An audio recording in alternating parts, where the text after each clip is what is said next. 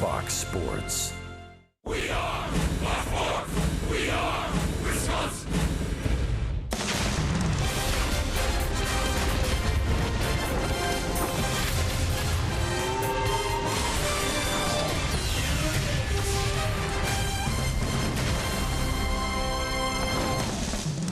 This Brewers-Dodgers series is presented by Evinrude. And we welcome you. It's a beautiful night for baseball at Miller Park. Good tailgating going on outside. And now they're filing in to see Game 2 of this series. The Brew Crew and the Blue Crew from L.A. Last night, another close one. The Brewers put together a pretty good fight coming back from 6-1 down. They actually got within a run. Took a great play by Jock Peterson, robbing Carter of extra bases. Lucroy did score from second, tagging up. That got the Brewers within one run. And then they got this close to tying the game. Perez trying to steal third. The ball got away from Grandal, and Perez was out by inches.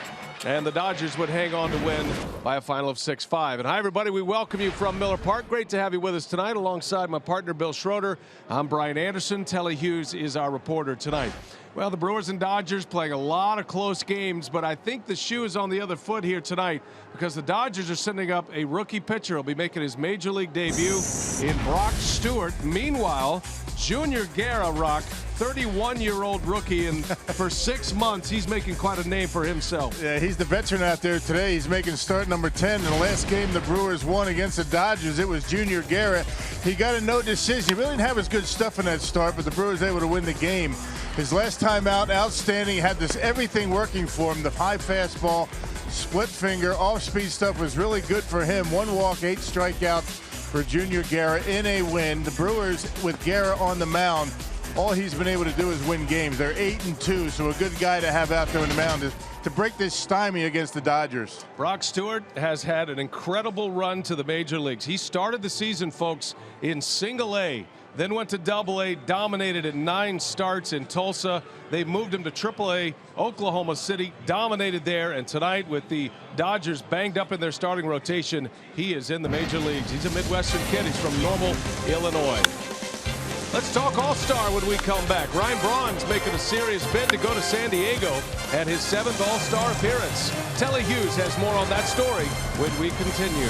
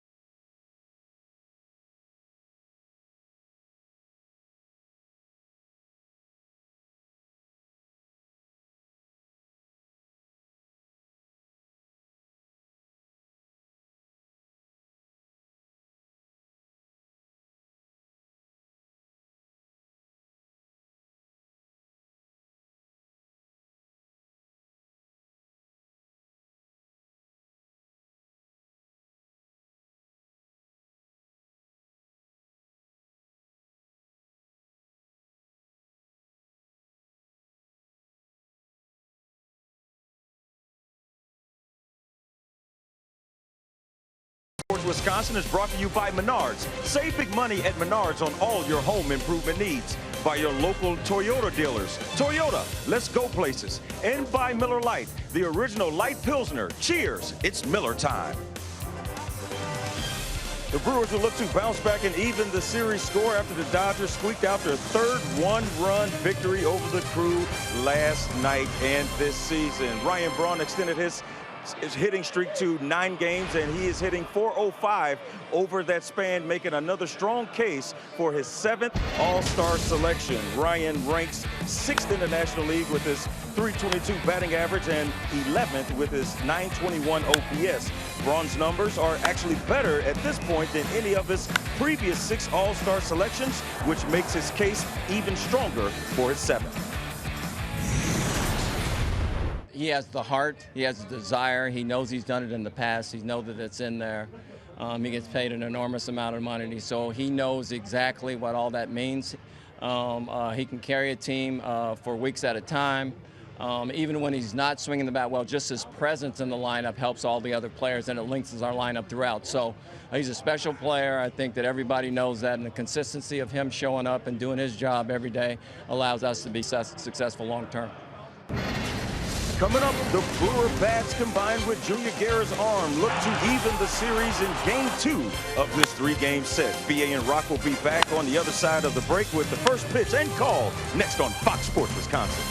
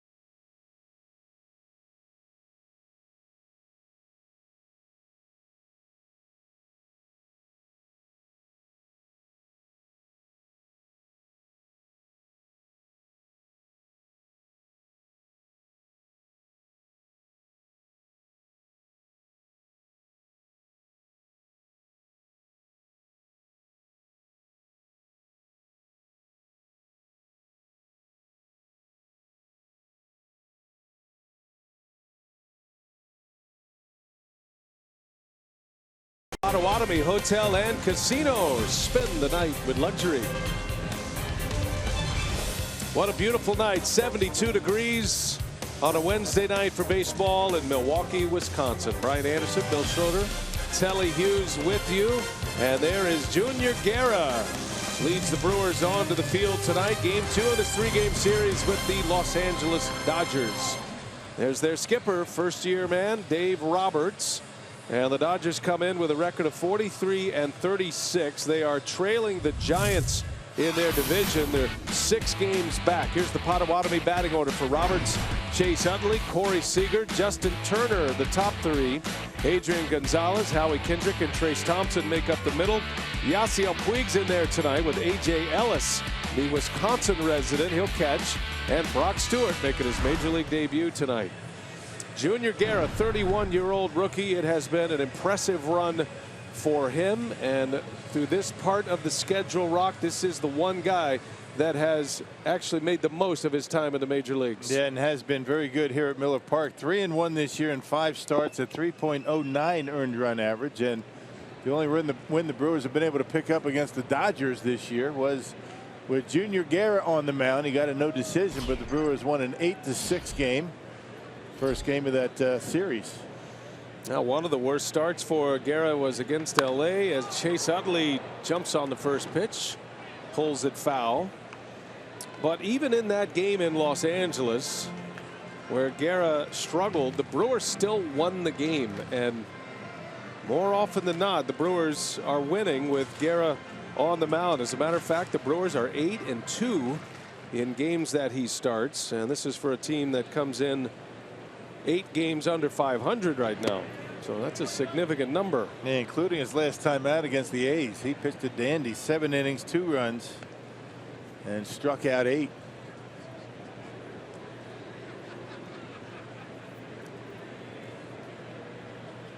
Guerra, former catcher in the professional ranks with the Braves. There's a ground ball right to Jeanette. And that's how the night begins. A 4-3 put out for Guerra, 1 away. Yeah, the Menards Brewers defense with a right-hander out on the mound for LA. You've got the normal left-handed lineup for Craig Counsell. Braun, Neuenhuis, Flores. Got Hilvier on the left side. Scooter Jeanette back in the lineup. He had yesterday off. Carter at first and Jonathan Lucroy behind home plate. Now Ryan Braun enters tonight's game having played in 1,282. So this game ties him for 5th place all time with Charlie Moore on the franchise games list. He also needs 1 triple to tie Charlie Moore for 3rd place Brewers franchise history. Braun had a triple his first of the year. Yeah, not too many people remember Charlie Moore, catcher, right fielder, could run a little bit. Not a big guy, but can haul. Well, he's got a lot more years in him. Corey Seager at the plate for the Dodgers. He lines one to right, a base hit. This guy's been red hot. He is a very talented player. And on his way to second he goes with a double. They had him shaded into the gap in right center. Seager extends his hitting streak to 12 in a row now. That's a career high on his 20th double of the season. And only 1 hit yesterday. It was a triple. He scored a run, also drew a walk. But this guy really feeling good at the plate right now. And got a Junior Guerra fastball, ripped it out there in the right field.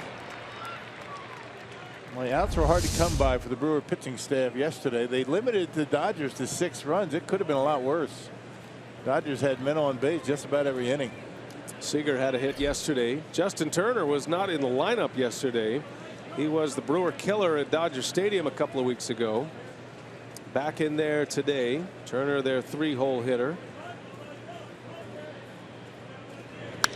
And on the first pitch, he skies one to right. Flores is under it. Out number 2. Seager will tag and advance to third. And good to retire Justin Turner on 1 pitch. He drove in 7 runs in 3 games against the Brewers at Dodger Stadium. Toby Basner will call the balls and strikes tonight. Tom Hallion is the crew chief. He's over at first base. Phil Cuzzi and Dan Bellino make up the other 2 base umpires. You're going to miss your favorite strike call. 3rd strike call, and Tom That's Hallion. right. That's tomorrow. That's your guy. We're not televising tomorrow for the day game. It's almost worth watching the game just for the strike call. Yeah. He'll be getting all limbered up tonight. Getting 3rd strike. Getting that spine all oiled up. Adrian Gonzalez with 2 away.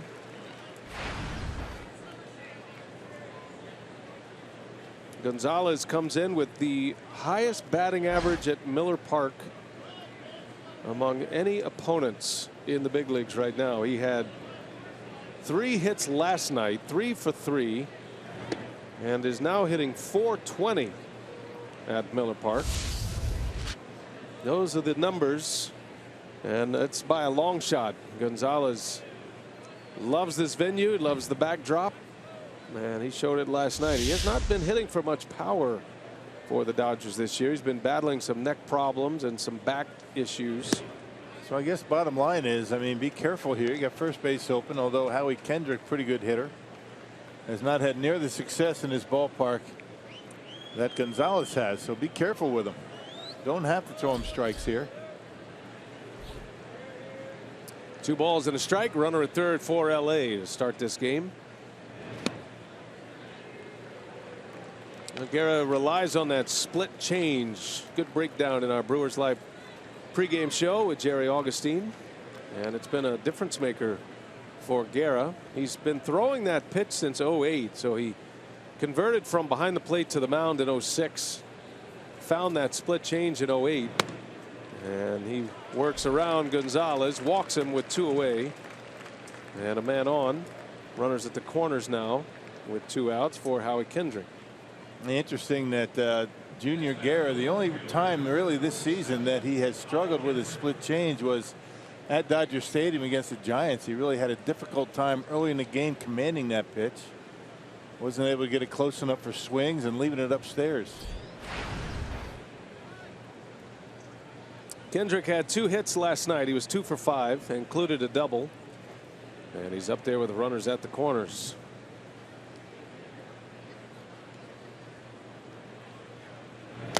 Dodgers are extremely thin on their bench tonight. They're only carrying a 4-man bench anyway. They swapped a pitcher for a position player, Kike Hernandez, and tonight's starting pitcher Brock Stewart. So they're already a man down on their bench, but Jock Peterson, who crashed into the wall last night, probably not available. He's having a hard time with that shoulder, and they don't feel like it's a trip to the DL, but they also don't feel like he's going to play for a few days. So they basically have 3 players on their bench. Yeah, which makes it tough in the National League, right? All the pinch hitters that you have to use, double switches. 2-0 to Howie Kendrick. 2-1 to count. Of course, they could do what the Cubs did yesterday, put some pitchers in the outfield. This was the play of the game last night. This changed everything for the Brewers. Carter was up there with nobody out, and he drove one deep into left center field. Peterson crashing into that wall, which is supported by concrete. Lucroy actually scored, tagging up from second base on that play. Brewers got within 1, but they couldn't quite get over the hump. Yeah, went in hard with that shoulder out in center field. If he doesn't make that play, it's probably a double, could be a triple, and you're looking at certainly a situation with a runner in scoring position and nobody out and only down 1. But he made that catch that cleaned the bases, and then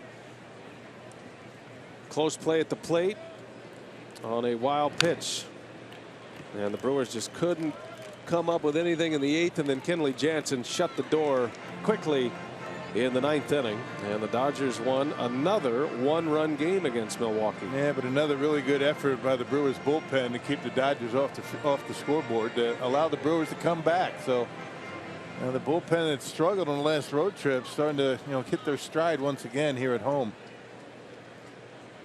Full count to Kendrick. First and third for LA. On the ground, right to third base. Aaron Hill crossed the diamond in time, and that will retire this side. A scoreless inning for Guerra. Off and running at Miller Park. We got a major league debut coming up next.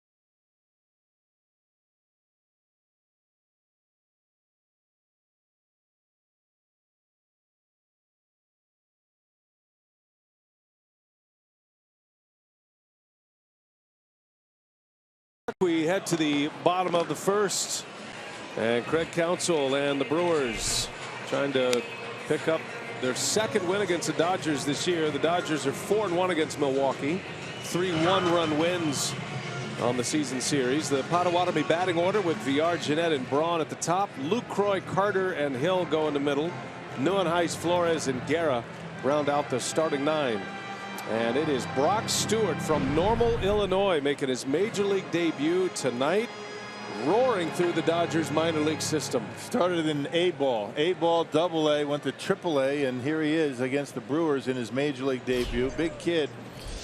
And Stewart's 6'3", 210 pounds, 24 years old, and numbers in the minor leagues this year, very, very good. Jonathan Villar, the switch hitting shortstop, starting it off for Milwaukee. There's not a big book on Stewart. There is video available at the AA, AAA levels in the minor leagues. Most of his starts this year have come at the AA level in the Texas League in Tulsa. Made 9 starts there. And the numbers, as Rock mentioned, are just sparkling. A 1.12 ERA. He had a whip, which is walks plus hits per innings pitched, at .83. Yeah, no kidding. 14 walks, 99 strikeouts in 3 levels of the minor leagues this year. He made the Texas League All-Star team, but didn't go because he got called up to AAA. So a lot going on for this young man this year. Yeah, you'll exchange those All-Star teams for a promotion anytime. Villar a little late, fouls it away.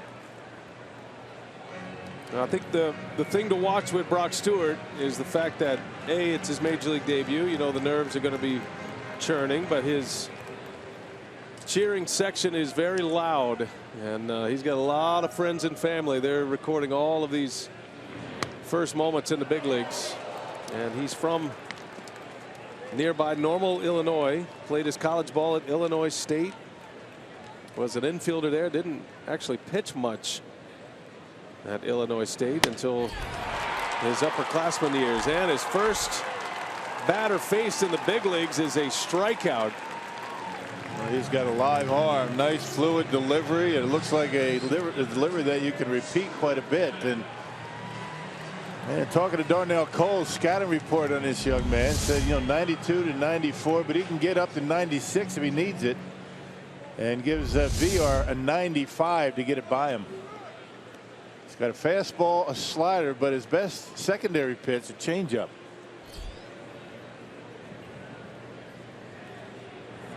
Here's Scooter Gennett now.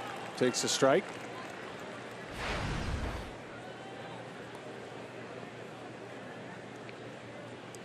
Gennett comes in batting .268. Not in the starting lineup last night. Brewers brought up Jake Elmore, right-handed infielder who played second base in last night's game. Gennett back in there.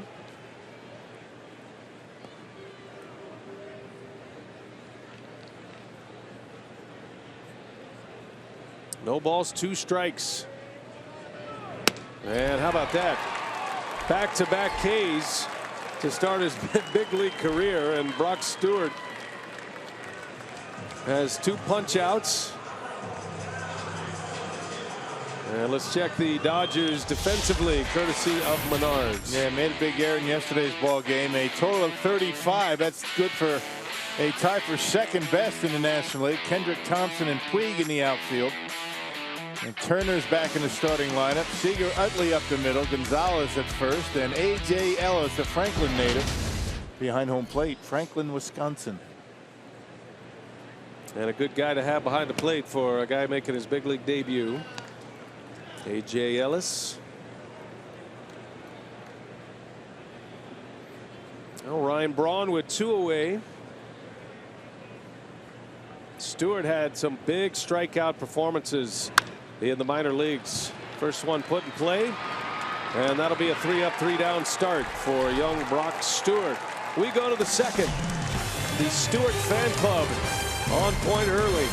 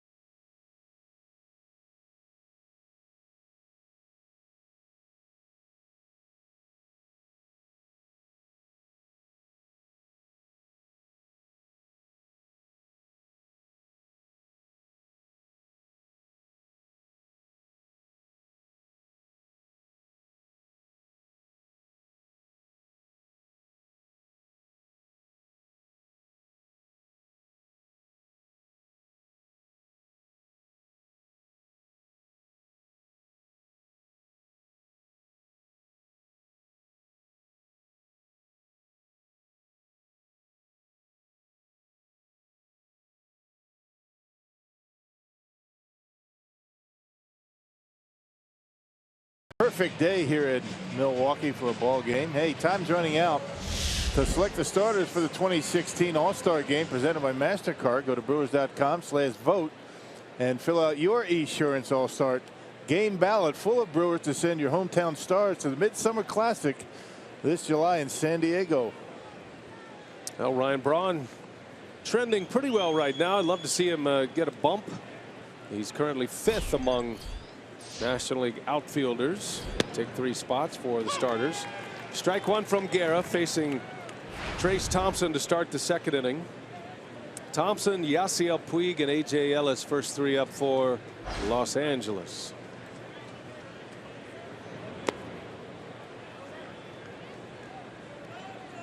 Guerra surrendering a walk, gave up a double in the 1st inning, left runners at 1st and 3rd.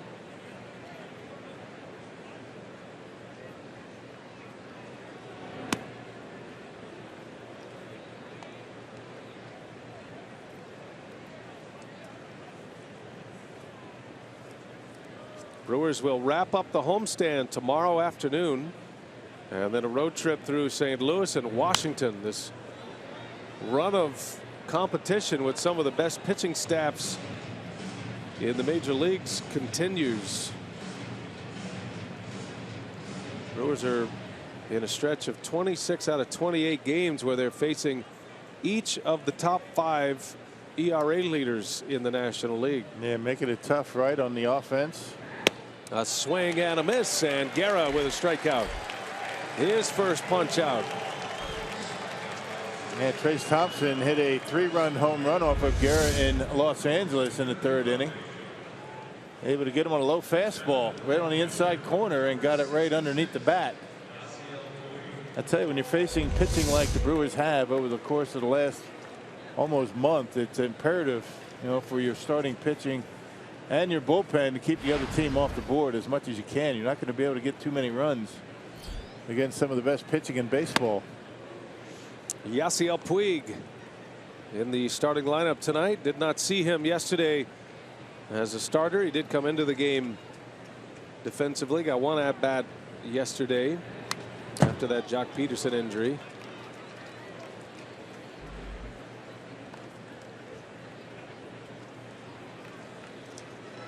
Dodgers are hoping that Puig will get it going a little bit at the plate. Low batting average of 248, and the production numbers are down. He spent a good chunk of June on the disabled list. Actually didn't return from the DL until the Brewers left Los Angeles a couple of weeks ago. So he's been back for a little over a week and a half.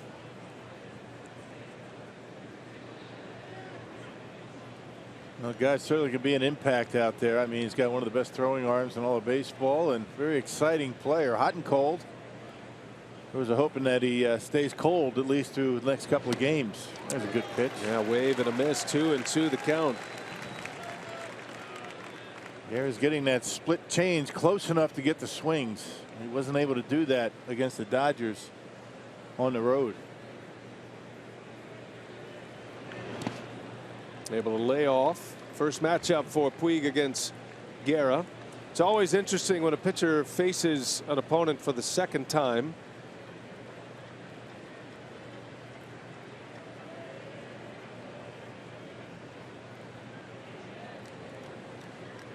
Guerra's only had the 1 start against Oakland between his Dodger appearances. Nice easy hop for Aaron Hill, and Puig is out number 2. Couple of ground balls over there to 3rd base. Although he struggled a little bit against the Dodgers, he gave up those 5 runs in 5 1/3. It's not that he has to do anything different other than command his pitches a little bit better. It was one of the few times, as I mentioned, he really didn't have that good split change working for him. Didn't throw it like he has in his other starts. So if he's able to do that, he should be all right. Doesn't have to make too many adjustments. So 2 men are out for A.J. Ellis.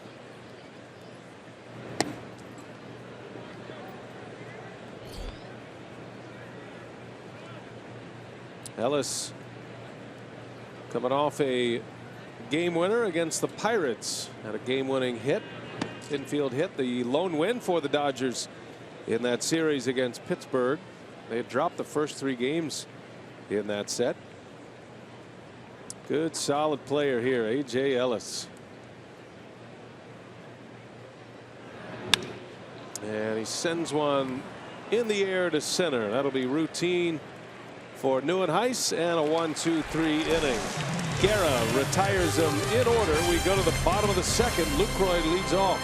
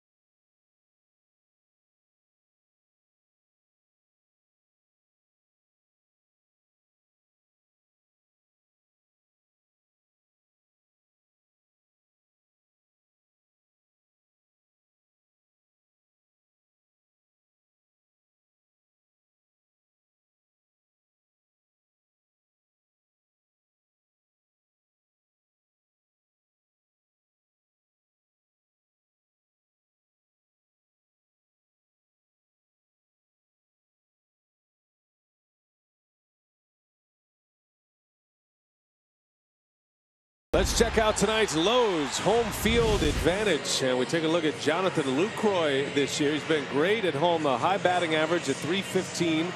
Been great all around, but his home numbers really stand out. Slugging is up, RBIs are up, and Jonathan Lucroy, Rock, is back to his all-star form of 2 seasons ago. Yeah, he's been that batting average has been up just about all season long. I mean, even in April, where he wasn't hitting a lot for power, but the home runs, the extra base hits have started to come, and I think you can forget about all the talk about where was Jonathan Lucroy last year. Well, the injuries really hurt him, and he's back to 100% once again. Lucroy had a broken toe early in the season and then had the concussion late in the year, and said he was just trying to play catch up for the first month after he returned. He knew he was a big part of the Brewers' offensive attack. Team wasn't playing well, and I think he put a lot of that burden on himself. He's free and easy this year, though. Swinging the bat well. He's catching well. Throwing out runners at a very high rate. Lucroy sits 5th right now in the All-Star voting among catchers. Amazing, isn't it? Yeah, that's no good. Yeah. And when you talk about defense and offense, I mean, there aren't too many that have been much better than Lucroy this year. He'll have a chance, of course, with the player vote, certainly the manager selection. 1 ball, 2 strikes, and Lucroy turns on one, yanks it foul. 81 miles an hour. I think the changeup that time, and took a lot off. It really looked like he slowed his arm down on that pitch.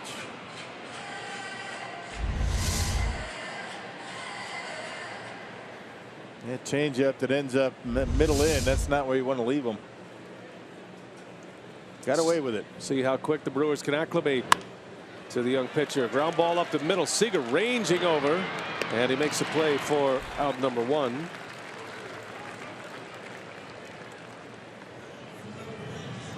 Well, Brock Stewart's dad is a scout with the Tampa Bay Rays. His dad, Jeff Stewart, got baseball in his blood. He was actually drafted as an infielder out of high school, and then ended up going to Illinois State. He's probably the 2nd most famous baseball player from Illinois State behind Telly Hughes. That's a good guess. And Telly Hughes is feeling all things Illinois State here tonight. He'll chat with his father next half inning. Midwestern guy. It's only about a 3-hour drive, a little over 200 miles to Normal, Illinois. So you couldn't have a better spot to make a major league debut if you're Brock Stewart.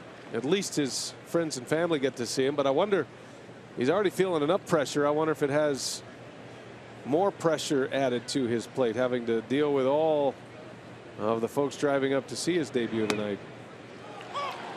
Well, you certainly hope it didn't take a whole lot of time, you know, during the game day today. I mean, you figure he's got to stay in his routine, and family probably got to the ballpark, and all the handshakes and pats on the back will come after the game. What do you remember about your major league debut, partner? We were in Arlington, Texas. No family, no friends in Texas.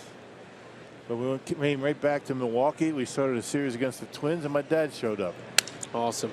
Little broken bat. The shift was on, and that is going to be the weakest base hit you have ever seen right there. All right, well done, Chris Carter. A shift-defying infield hit. Broken bat, a jam shot, and barely made the outfield grass, but Chris Carter with a base hit. That's that fastball that has some arm side run for Stewart. Eating up Carter, but he gets a base hit. Those jam shots don't hurt nearly as much when you end up getting a hit. As they say, the bat died happy. And Carter, very happy. He now has a little line on his spray chart that's going to make him think about that shift next time. So the first base runner, Hill on the first pitch, little flare into right. Puig got a late break. And now Carter's going to turn and run. Puig's got a cannon to throw, is late. Boy, great base running by Carter. Yasiel Puig messed that one all up. It's a base hit for Hill. And Carter ends up at third base. Is Puig trying to do a little too much with that? Yeah, tried to barehanded. He tried to get Carter. I don't think he would have been able to get him, because I think Carter right away knew that that was going to be a base hit. And barely slowed down around second base. That should be an error on Yasiel Puig. A hit for Aaron Hill. E9. So the Dodgers kicking it around a little bit in this series. Back-to-back games with errors. That falls under the category of unnecessary. Unforced error. Puig just, you could tell his heart was in the right place. He wanted to try to, like an infielder, barehanded and make a throw to second, because the force was still alive with Carter, who had to freeze on the little flare. But no chance really to get him at second base, and instead it's an error, and now it's first and third with one out, and here's Kirk Nieuwenhuis.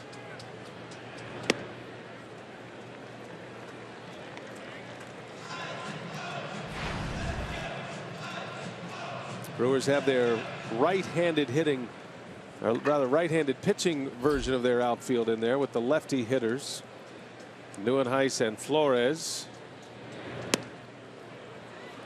Good job laying off that changeup right there.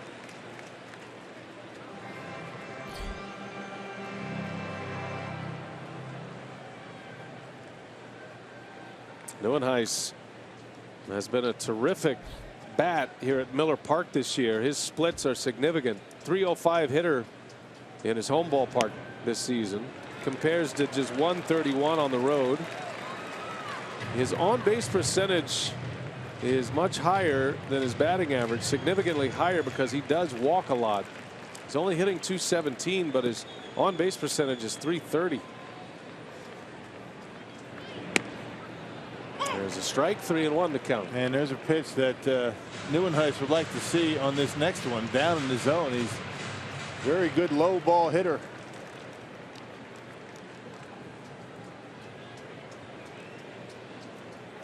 First and third, one away. Nieuwenhuis trying to get something in the air at least, and that one's in the air and hit well. Going back, Kendrick looking up. Goodbye! Home run for Kirk Nieuwenhuis.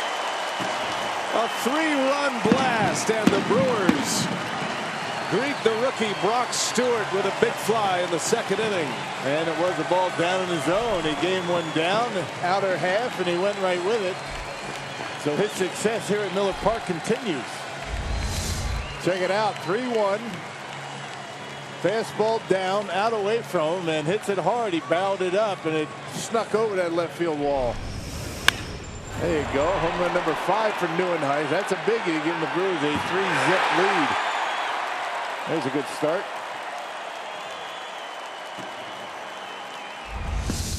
And here is Ramon Flores now. Takes a strike. And Neuenhuis has found the power game here recently. This has to lay off that high fastball. When he's able to keep the ball down and swing it strikes down in the strike zone, that's when he does his damage. And that's why it's so hard for a young pitcher to come up and have success right away, as Flores skies one into center field, and there is out number 2. Because just what you're talking about, and you set it up perfectly, and even A.J. Ellis knows that Neuenhuis is a low ball hitter, but from a pitcher's perspective, you're taught your whole life, keep the ball down, get the ground balls. He's a sinker baller with a good changeup, and it's hard to break that notion, even though I'm sure they've gone through the scouting report. And the other thing you have to learn at the big league level, you can't throw the fastball by hitters all the time when you're down in the count. Look at Junior Guerra, the Brewer pitcher, with a base hit. So Guerra reaches out, serves one to right. The former professional catcher able to swing it a little bit, and he's got himself another knock. Yeah, to finish the point, I think, you know, and down in the minor leagues, you can literally throw the ball by hitters down in the minors. Not so much at the big league level. And Junior Guerra able to punch one out there in the right field.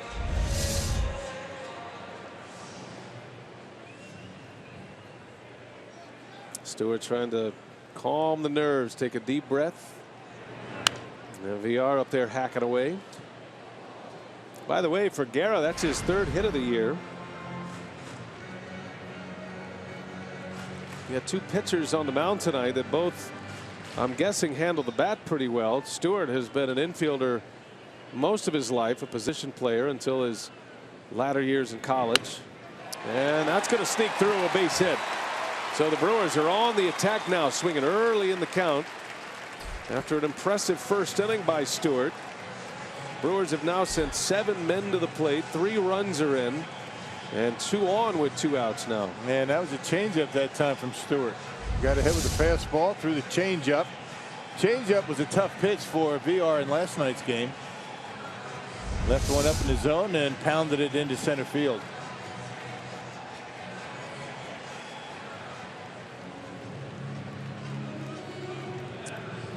A.J. Ellis, a visit to the mound to talk with the rookie pitcher. That's why you like a guy like Ellis behind the plate. Somebody who handles the craft of catching about as well as anyone.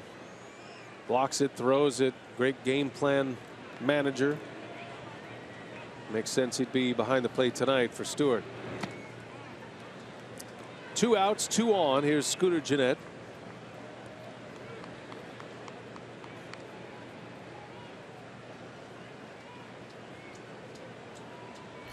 Scooter struck out last inning. Stewart started his big league career with back-to-back Ks.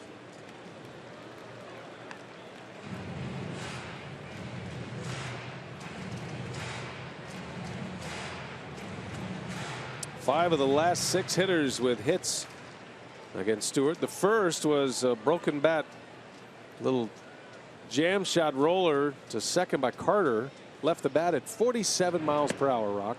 That hard, huh? That hard? You're right. I thought that was going to drop down into the 30s. That was in, you know, like the school speed limit. You could double those and not win a snow cone at the speed pitch.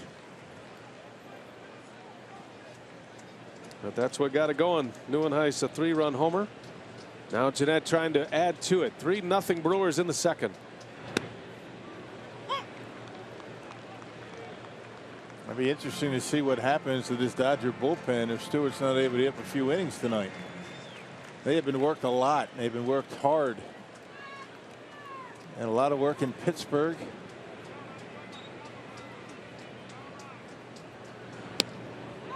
There's ball 4. So Gennett draws the walk. The bases are loaded. Major League debut or not, the Brewers would love nothing more than to get that group of pitchers active early in this one. Rick Honeycutt is proud of his bullpen, and they have the best ERA in the National League, but they have been worked a ton. Dodgers are also very anxious to hear the results of an MRI for Clayton Kershaw, who returned to Los Angeles today to have his back checked out by doctors in Los Angeles. And almost no chance he'll start on Friday, they're saying. Hoping he can get him back on the mound Sunday, but always a little bit of concern when your best pitcher and one of the best pitchers in the game right now leaves the team to go have his back looked at. One of the best for a long time. I mean, yeah, that would be a crushing blow to this Dodgers team, who already have a couple of starters on the disabled list. Yeah, Brandon McCarthy out with Tommy John surgery. He's coming back for Dave Roberts soon. Just made his 4th minor league rehab start, and Hyunjin Ryu coming back as well right after the All-Star break, they hope. Bases loaded, 2 outs. Here is Braun. Ryan has thrived in spots like this all year. He's hitting .367 with runners in scoring position. Overall batting average at .321. And he's got the count in his favor, 1-0. He's looking fastball here with the bases loaded.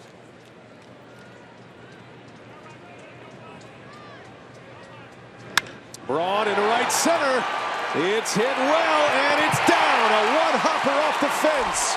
Guerra's in. VR right behind him. Jeanette will be held. And Braun with a 2 RBI double. It's a 5-spot on the board in this 2nd inning, and still just 2 outs. Yeah, 1-0 fastball out away from Ryan. This is his hot zone right here. This is bread and butter for Ryan Braun. Out away from him, about mid-thigh, and he gives that one a ride into the gap. 2 RBI double. And the Brewers with a 5-spot in the 2nd inning.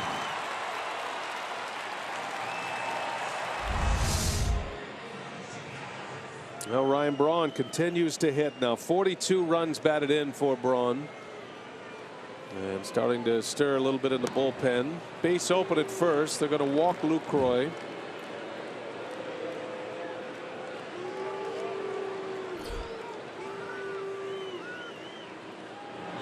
What a contrast for Brock Stewart. 3 up, 3 down 1st inning with 2 strikeouts. Got the first man out of the 2nd inning. And the Brewers are still batting.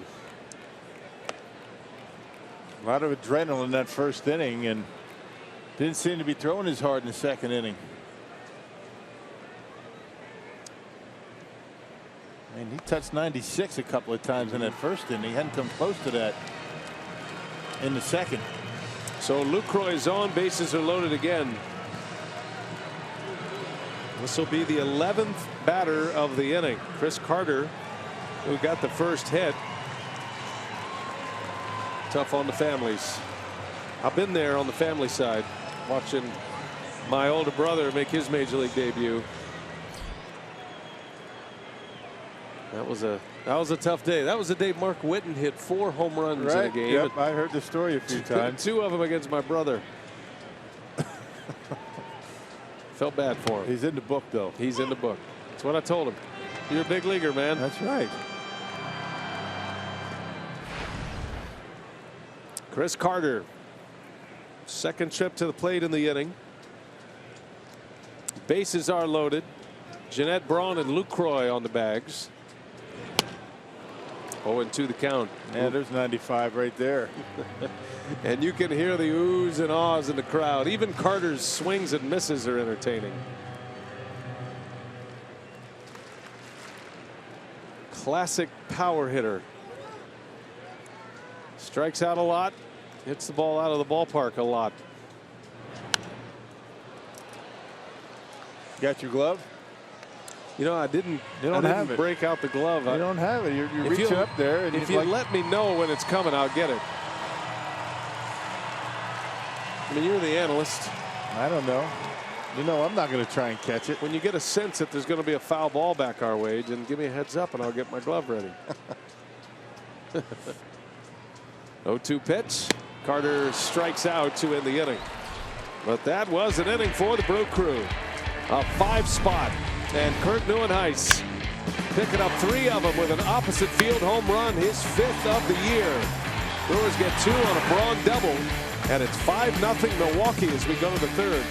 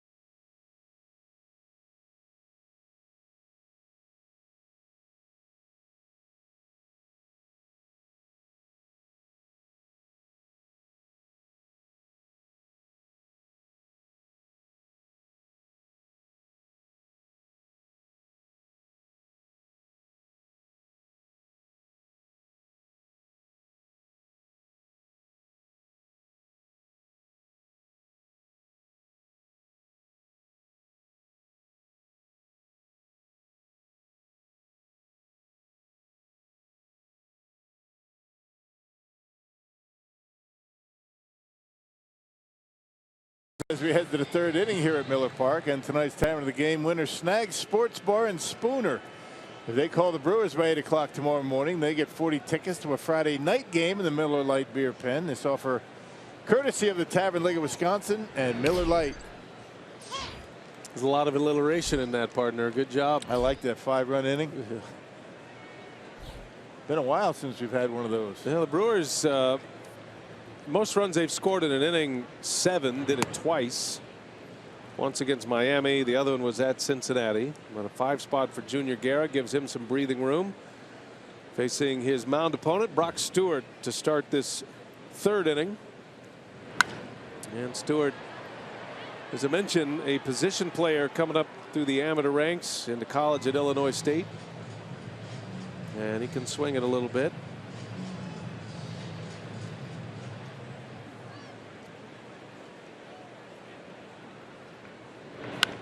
Now, you know, his mind has just got to be spinning 100 miles an hour right now. I mean, to be in the big leagues is one thing. Have that success in the 1st inning. Let's face it, he's had the kind of year in the minor leagues. A 5-run inning is just unheard of for him. And he gave up 14 earned runs the whole time he was down in the minor leagues. That was 14 starts. There you go. And so 5 runs in the 2nd inning tonight. And he is down on strikes. It is out number 1. Let's check in with Telly Hughes. He's got a special guest, and we'll get to hear from the other side of the fence now. That's right, B.A. I'm with the proud papa of Mr. Jeff Stewart, who, as you mentioned, is a scout, but there's nothing like seeing your son play. Your son just flew through the minor leagues this season, only 14 starts. When you got the call that he was going to make his major league debut, what was your reaction? Well, I was actually there. I was in Oklahoma City. Oklahoma City is one of my teams that I scout, and I had seen him throw earlier in the series, and there was speculation, and we had just had lunch. We talked about it, and we kind of tried to dismiss it, you know, as if it was something that might not happen. Why don't build up your hopes? And right after lunch, I went back to the hotel. He went to the yard, and, you know, he was told then, and he was pretty emotional. And he didn't see me, but I was pretty emotional. But it was a great day, and this is a great day. And it's unfortunate that, you know, that last inning had to work the way it did. Made some good pitches, and they hit a couple of softies that found green. And then he got behind a hitter and gave up the big hit. And I think he kind of fell out of rhythm a little, you know. And hasn't thrown his changeup for a strike till that last pitch for the strikeout. But you know, you don't learn by doing everything right all the time. I think, you know, the best thing he can take out of this and even starting next inning is learning from what he experienced last inning. Sounding like a true coach, and that's exactly who he was before he became a scout BA. I know you guys didn't know this, but Jeff Stewart was my college coach at Illinois State. We don't have to get into my very brief career, but at least just tell the people that it is true. I did actually pitch in college. It is true. It is true. How many years ago was that? Too many to count. 1995. And your memory's still better than mine. So I mean, no, it was fun then. It's fun now. Baseball's a great game. It sure is. Thanks for your time, Jeff. You bet. Thank you. All right, BA, back up to you. All right, thanks a lot, Telly. That's cool. We got to talk to him. Yeah, we got to I want to find know out everything we can about Telly's college career. I kind of get the sense that he doesn't remember Telly, the way that interview was going. Just kidding, Telly. No. Utley strikes out as Guerra picks up back-to-back Ks. Now, Telly's got his former college coach here. I've got my former high school coach, Bruce Webb, in the building tonight. Is any of your former coaches or any of your former coaches here? No, I'm sorry about that. Well, no. that's unfortunate. We could get up a pickup game after and have a little catch. Would you want to do that afterwards? I get bad arm. No, but good for you guys. Yeah, your mentors are around, and I know you think a lot of your old coach. Oh, yeah. Happy to have him here. Nice play. VR lays out, robbing Seager of a base hit. 3 up and 3 down. VR, he's all smiles. He broke that strikeout string at the plate. And he's always stellar defensively. Beautifully done.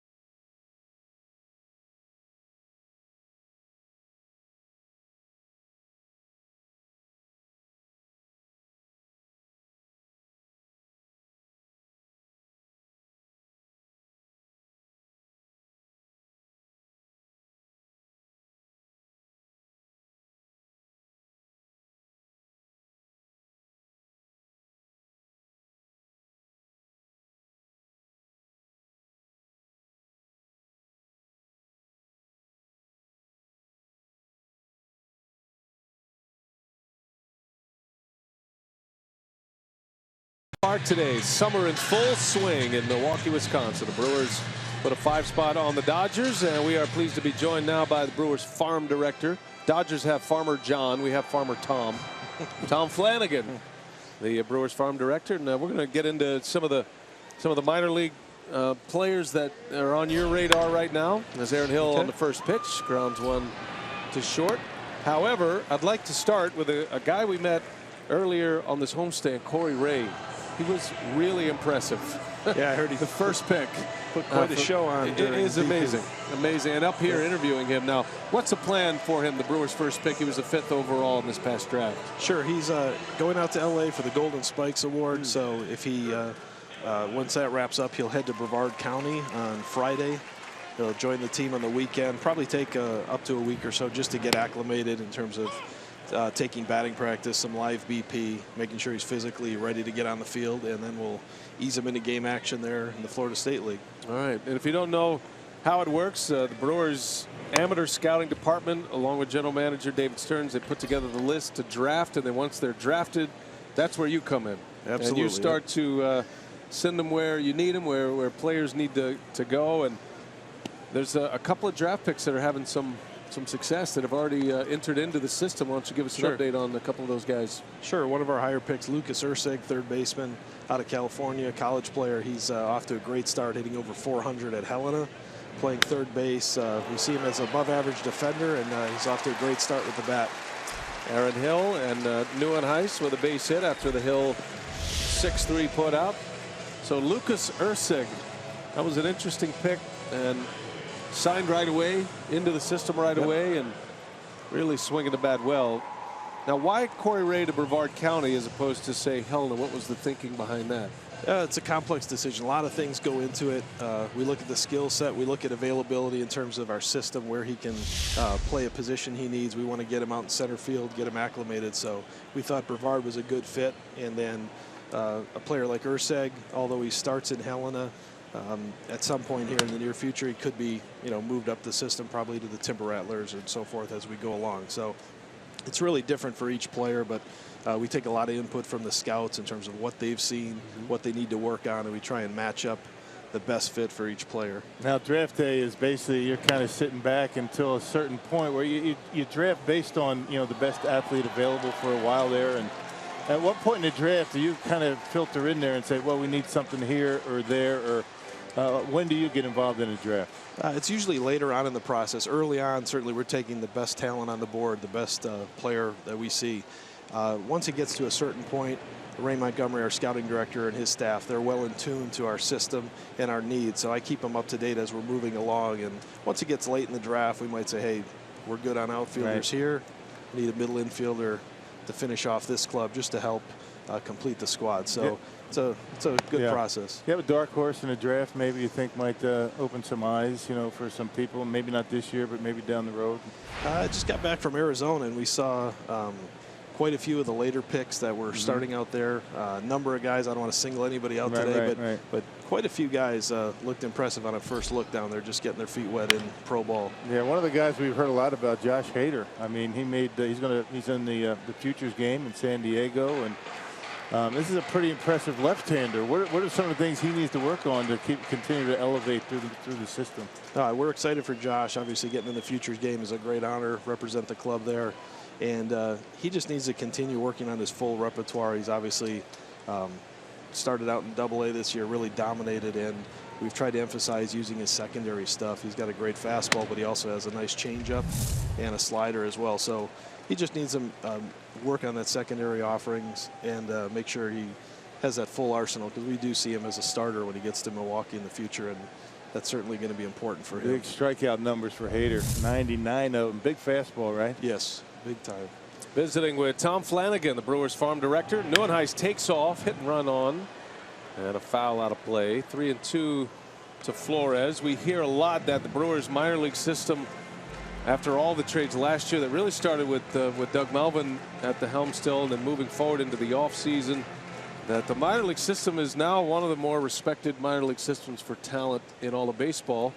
I'm assuming you'll agree with that, but what makes that so after what we saw the transition from last year to this?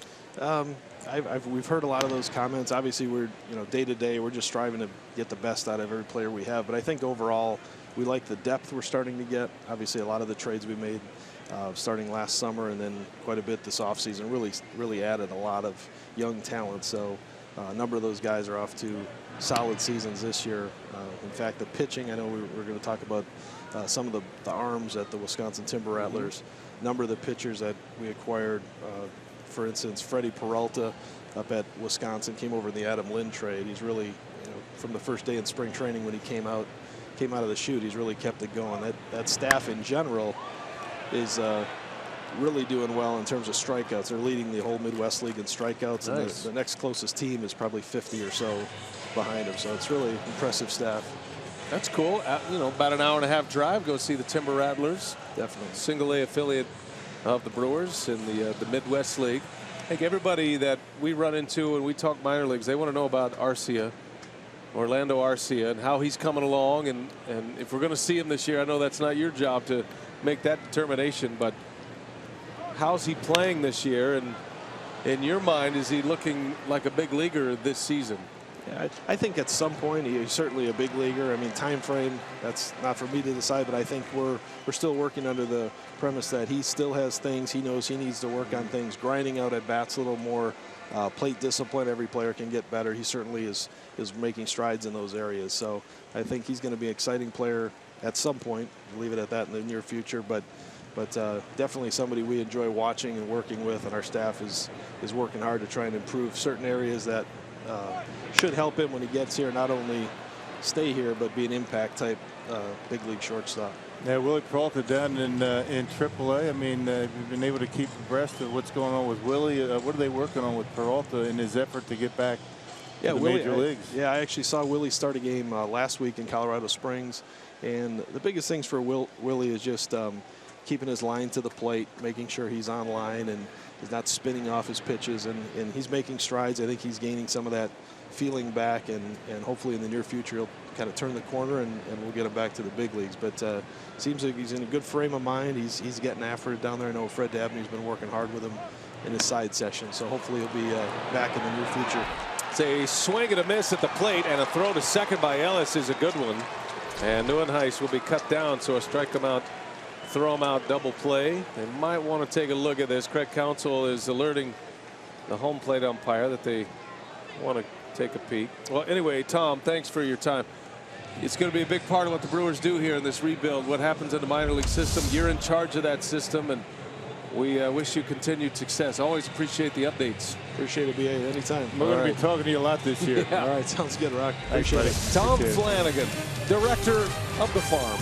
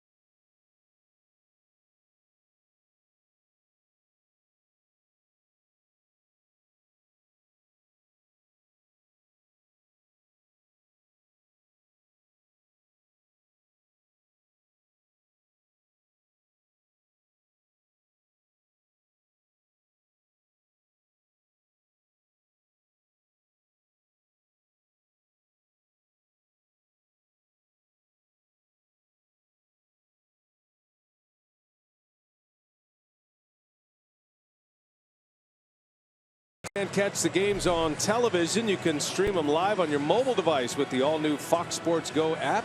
Download the app, take Fox Sports Wisconsin and Brewers baseball with you wherever you go.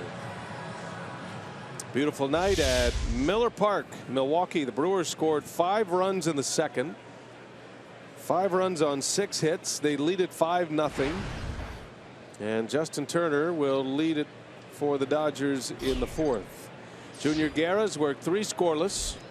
He has 3 strikeouts.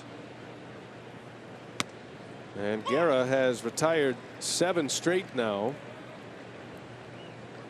This is the big bat in the Dodger lineup against Milwaukee. Dodgers have a lot of talent up and down their lineup, but Turner destroyed the Brewers in Los Angeles. This was the guy they could not retire in the big moments. One game hit 2 homers and had a walk-off, hit a game-tying home run in the 8th inning, and then had a walk-off in the 10th. Drove in 7 runs in 3 games that he played in that 4-game series. And most of the damage came on off-speed pitches, sliders and curveballs. It looks like Junior Guerra is looking to, maybe attack him with more fastball here tonight. Turner has 11 home runs this year. 8 of them have come in the month of June. and 22 of his 38 RBIs coming in the month of June. Getting hot at the right time for Los Angeles. That one misses high, ball 4. So Turner walks. That's the first base runner since the first inning. Second walk of the game for Guerra. Man on for Gonzalez. Always good to catch up with Tom Flanagan.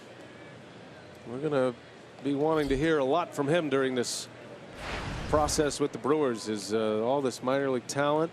And it's one thing to go outside the organization and hear what people are saying about the Brewer system, but he's the guy that really knows. He's the guy that's filtering through all the reports, and now the pressure's on him. All these draft picks, I mean, they fall right into his lap, and he's the guy that is charged with getting these guys ready to play in the major leagues. Big responsibility. You hear that phrase, scouting and development. That is the development side of professional baseball. The minor leagues try to develop into major league players. And his army of coaches and managers, athletic trainers, strength coaches. That's a swing. Gonzalez unable to check it, and it's 0-2. Well, Dan Bellino down there at third base, and that could have gone either way. Gets the call. Does Junior Guerra.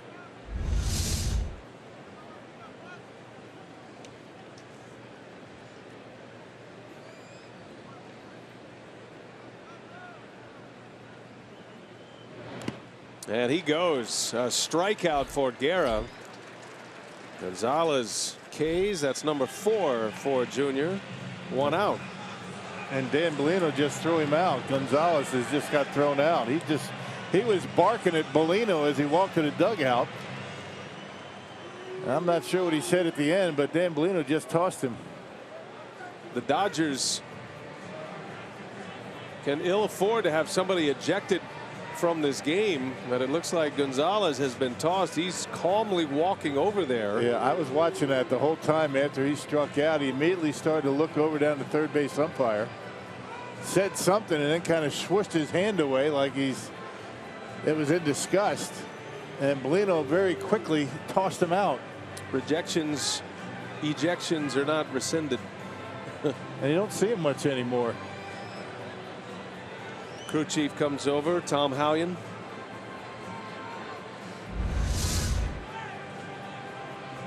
Now that's the swing and a miss, and now look at him. They say that's on you. Is that a strike he's saying? I mean, he's not innocent. There you go. You can't. There you go. That's what got him right there. Especially in this scenario, the Dodgers know that they can ill afford to have any ejections because of their personnel situation. Jock Peterson not available tonight, yet still on the active roster. So they're going to be down to 2 guys now. That was a pretty quick heave-ho right there. I mean, it didn't look to me like Adrian Gonzalez was getting too upset or belligerent. I think it was the way he swiped his hand away to Bellino, kind of dismissing him, that got him thrown out.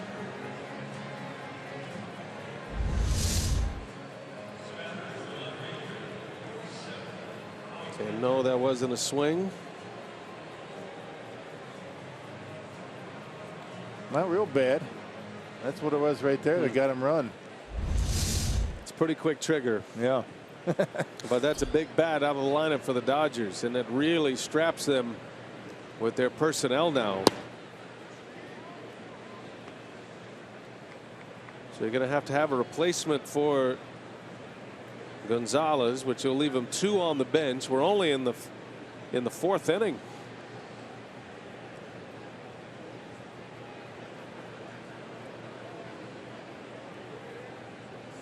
"5-0 Brewers." Kendrick at the plate, and he fouls it away. 1 ball, 1 strike on Howie Kendrick.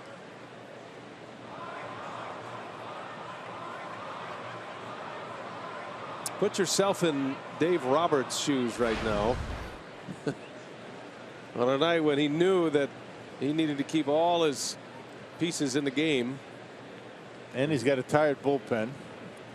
And his starter gave up 5 runs in the 2nd inning. So there's a lot going on for The Dodgers manager. Yep. Better him than Counsell, though. That's right. Craig Counsell says, I've been there.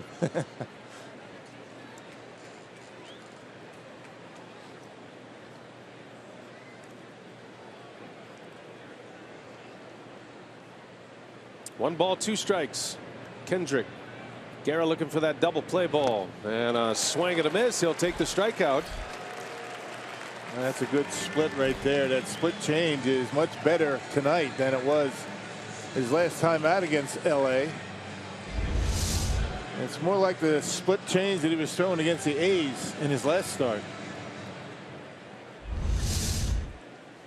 Tell you what an impressive story he has been. What a run in the big leagues for Junior Guerra. Not knowing where his career was headed.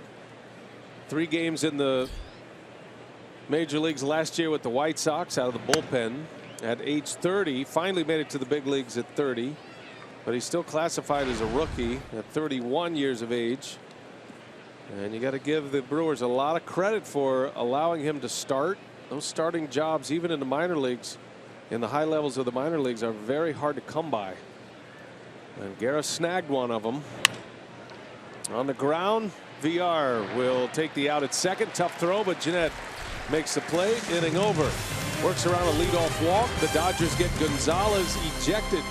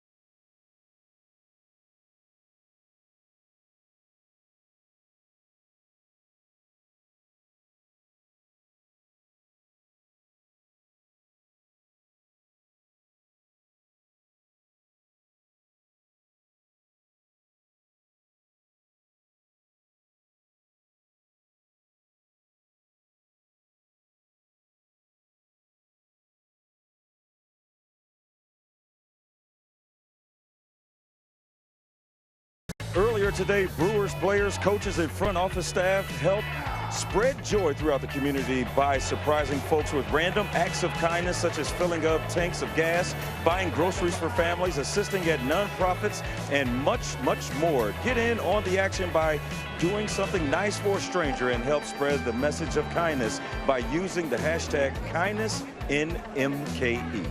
Yeah. All right. Thanks a lot, Telly. Great spot over there, Blues. Great breakfast. Good opportunity for the Brewers to get out in the community. You saw Scott Van Slyke. He will take over at first base. Adrian Gonzalez ejected for the 5th time this year.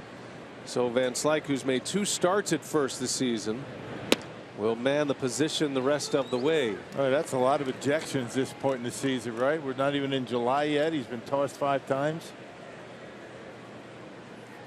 And that is an angry manager in Dave Roberts. Oh, is that career? My mistake. A swinging strike. And one away as Guerra is retired. My fault. That the 5th career ejection, not this season. I beg your pardon. Yeah, now he's really handcuffed. I mean, what does he do? I mean, he's got a limited amount of pinch hitters that he's going to be able to use. As you mentioned, one of his guys that's on that bench probably not available. Jock Peterson. Randall and Taylor. That's about it.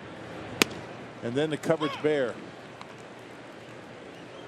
So a little bit of pressure goes on to Brock Stewart, who settled down after that 5-run inning. Settled down and worked a scoreless 3rd. Nice interview Telly had with his dad, and you know, we had talked about maybe not doing the interview after his son gives up 5 runs, but he said, no, it's great. It's baseball. Right. He's Let's in the do big it. leagues. My son's in the big leagues. It's not all that bad. I love what he said, too. You know, he was talking about the very next inning, and there's always something to learn. And his father is in the game as a scout and certainly knows the game from his coaching days at Illinois State. Talking more like a coach than a dad, right? He was looking at it, you know, objectively, and good for him. 1 ball, 2 strikes on VR. I'd like to bring him up here actually and talk a little bit more about Telly's career. Yes, that would be great. Maybe get a segment up here, just you know, like Tom Flanagan, bring him up here, just do a whole thing on Telly and what he can tell us about Mr. Hughes. Let's not do that. I think there'd be some good stories. What kind of coach was he, Telly? Was he hard on you? You seemed like you were a little bit gun shy with him. I got to be honest. No, he was stern. He was very stern, but he was a very good coach, and you can obviously see all the and hear all the knowledge he had. But he has. But yeah, Coach Stewart was great. What about? Can you share with us maybe the most significant discipline he ever handed out to you for something that you deserved? Well, I was a pitcher, so I normally would only engage with the pitching coach, but there was one time I kind of overslept a 6:30 a.m. workout, and let's just say that was the last time I did that. Wow, kinda overslept. What time did you show up? About 7:15. Oh, Telly, you should have just took the whole day off. I think I should have. Say 10. It's hard to believe Telly would oversleep. He's always on time. That's here an at awfully Miller Park. early workout time, though. I mean, really. I feel bad for you, Telly. Still scarred him.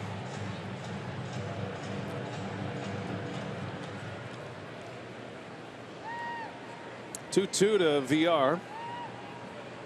1 out in the bottom of the 4th. Brewers got 5 in the 2nd. And a chopper. It'll be a tough play. Got to cover the bag, and Van Slyke made a shot at it. It's the only chance he had. And long odds on that one. Jonathan VR collects another base hit. The 2nd of the game. Yeah, with the way VR runs, I don't think any way they're going to be able to get him. Even on a pretty good throw, he doesn't have time to make a transfer out of the glove and into the hand, so kind of flips it, gets caught in the webbing with that big first baseman's mitt, and right up into the air. Another base hit for Jonathan. VR had 5 consecutive strikeouts at the plate going back to last night and then the 1st inning today, and then that base hit in the 2nd. So now 2 for 3. He was glad to break that string. VR is the major league leader in steals with 26. You wonder if he's on the move.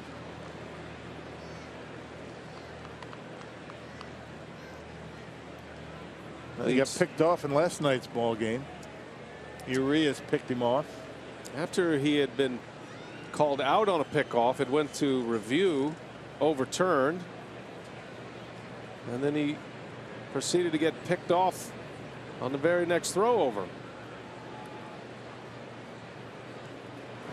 Jeanette rifles one right to Van Slyke. He'll step on the bag, and the side is retired. A bullet by Jeanette. Didn't even leave the box. Double play to end the inning. 5-0 Brewers. We've got 4 in the books at Miller Park. Head to the 5th. The Dodgers are coming up.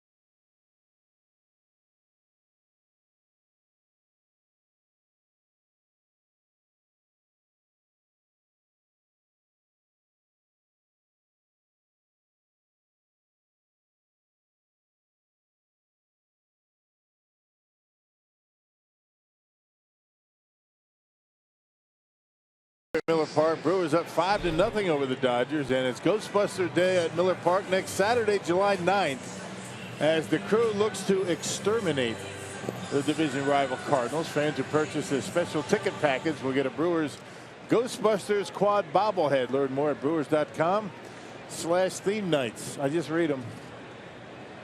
Just read them. Been your favorite promo word, though, exterminate, as it pertains to the Ghostbusters. Good job. Where is that one? There it is, right here. Yasiel Puig leads off, takes strike one. Now, we've been given an advance copy of the Ghostbusters Brewers bobble. Got the proton packs on the back. Yes, they do. On the ground up the middle, Yasiel Puig with a single.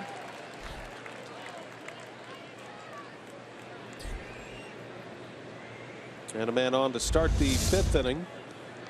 That slider that time from Junior Guerra, over the plate, up a little bit, and Puig able to bounce it into center field. It's only the 2nd hit against Junior tonight. First hit came in the 1st inning. Corey Seager doubled. Guerra's walked 2 hits, 2 walks, 3 strikeouts, and he's working on a shutout through the first 4 innings. A.J. Ellis down the line, foul. A.J. makes his home here in the Milwaukee area, Franklin, in the offseason. He's from Kentucky, but met his wife, Cindy, who is a Wisconsin native, at Austin P, and that's why he makes his residence in Milwaukee and loves it here. Big fan of Brew City. On the ground, Villar's got it. Flip it to Jeanette, and the Brewers turn a nice double play. Starting with Villar, it goes 6-4 to 3 and 2 outs with 1 swing of the bat. Yeah, about as easy as it gets. It starts with the pitch. Junior Guerra out away from Ellis and down. And it doesn't get much easier than that. A nice turn by Scooter Jeanette. Makes it look easy, does Villar, but there's some skill in that flip, backhanded flip in the perfect spot. All middle infielders have their sweet spot where they want the ball when they make the pivot at the bag. And Villar left it perfectly for Jeanette on the run. They work on that every day during batting practice. And actually, the team came out early today, worked on some defense and infield drills before today's game. We'll do that once a homestand, maybe twice. The pitcher Brock Stewart at the plate takes a strike. 0-2 now.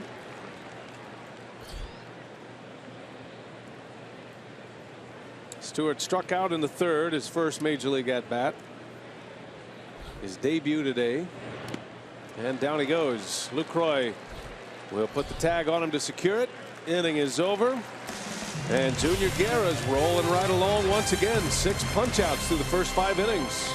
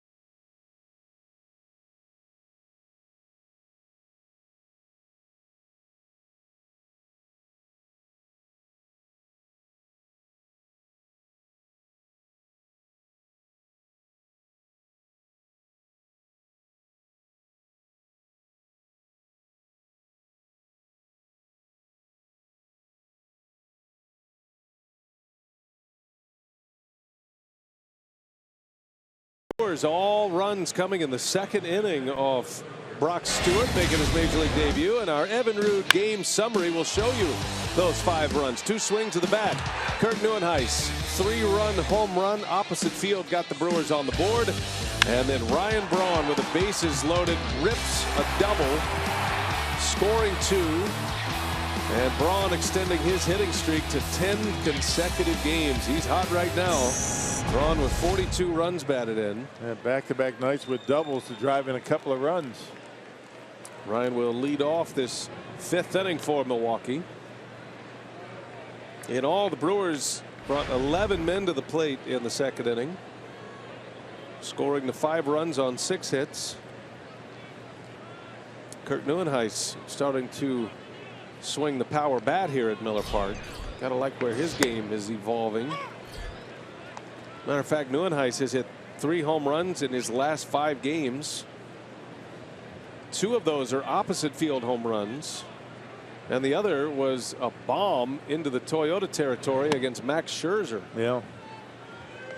Well, it's again when he's able to, be patient enough at the plate, get the count in his favor, and work on getting a pitch down in the zone. That's his power stroke. Darnell Coles only looks mad. He's not really that way. What he's thinking about is adding on. He's saying, let's go, guys. Let's get some extra. Let's get some insurance runs. Let's put this one away. And one game leads to the next in Major League Baseball. And Darnell Coles knows as well as anyone, if the Brewers can get something going offensively, they can get into that bullpen right now, which will set them up for tomorrow's day game. 2-2 to Braun.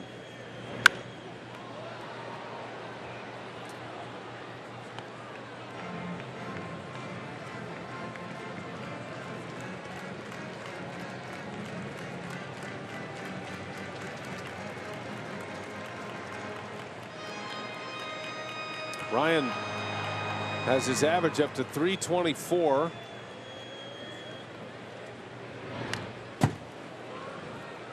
He's been hovering in the top 10 on the National League batting list pretty much all year. He sat at second for a good long while behind Daniel Murphy. Comes into play tonight, 6th in the league in hitting. Makes such a difference when he's in that lineup, doesn't he? Even when he doesn't get hits. I mean, teams have to be aware of when he's coming up, pitch a little bit differently. Shatters his bat over to Turner, and Braun is out. 1 away in the 5th. It was good while it lasted. It's been a hot bat for Braun, but now it's got to go. Look at the way that thing broke. I mean, right down the middle, a lawn dart right there. Look at it. Shrapnel. That thing broke right down the middle. Ballboy's got his hands full right now. He's got the extra bat for Braun. He doesn't need it right now. Look at all that wood. Goodness.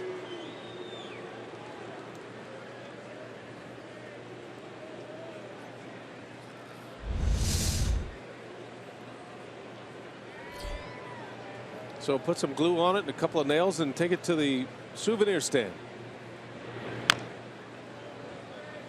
Every bat has value, Rock. Did you ever use wood? Not in a game. I mean, practice with it. Yeah, I mean Little League or anything like that. It was all aluminum, right? All aluminum in my time. We used to put nails in them, tape them up, go get them. The Green Eastons were my era. Yeah, see, those were nice. Spoiled. The Green Eastons.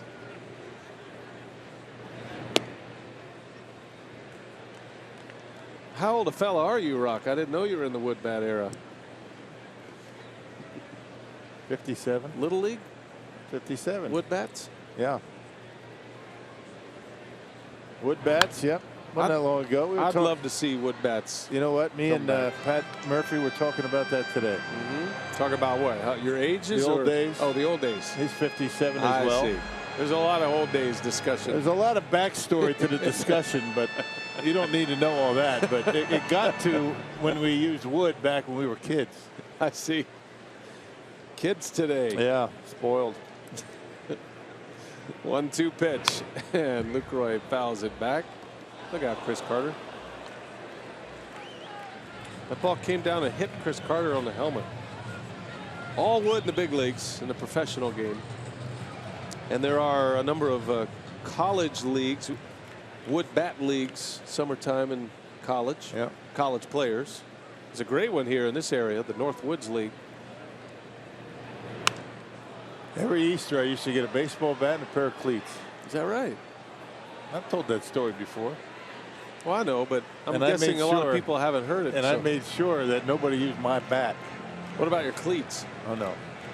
The Rydells, remember those? Yeah. They're about 8 pounds each. Leather soles. Yes. Mike Faulkner next to you. He could relate. Did give a lot of arch support, didn't he? Yeah. Lucroy strikes out. Chased one. Took about 2 months to break him in. 2 up, 2 down for Brock Stewart. Picks up his 6th strikeout. This is awesome. We are just going down memory lane. Did you wear wool uniforms? Little League. Sponsored by the bail bondsman. I think it was a firehouse.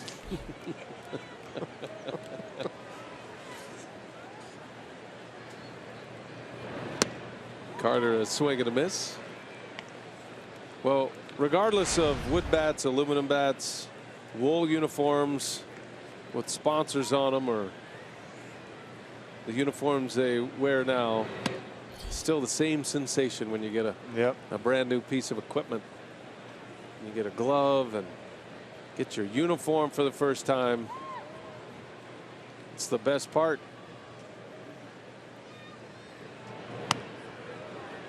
The foundation of baseball. You know, the wooden bats we used in Little League had fiberglass coating on the handles so they last a little bit longer.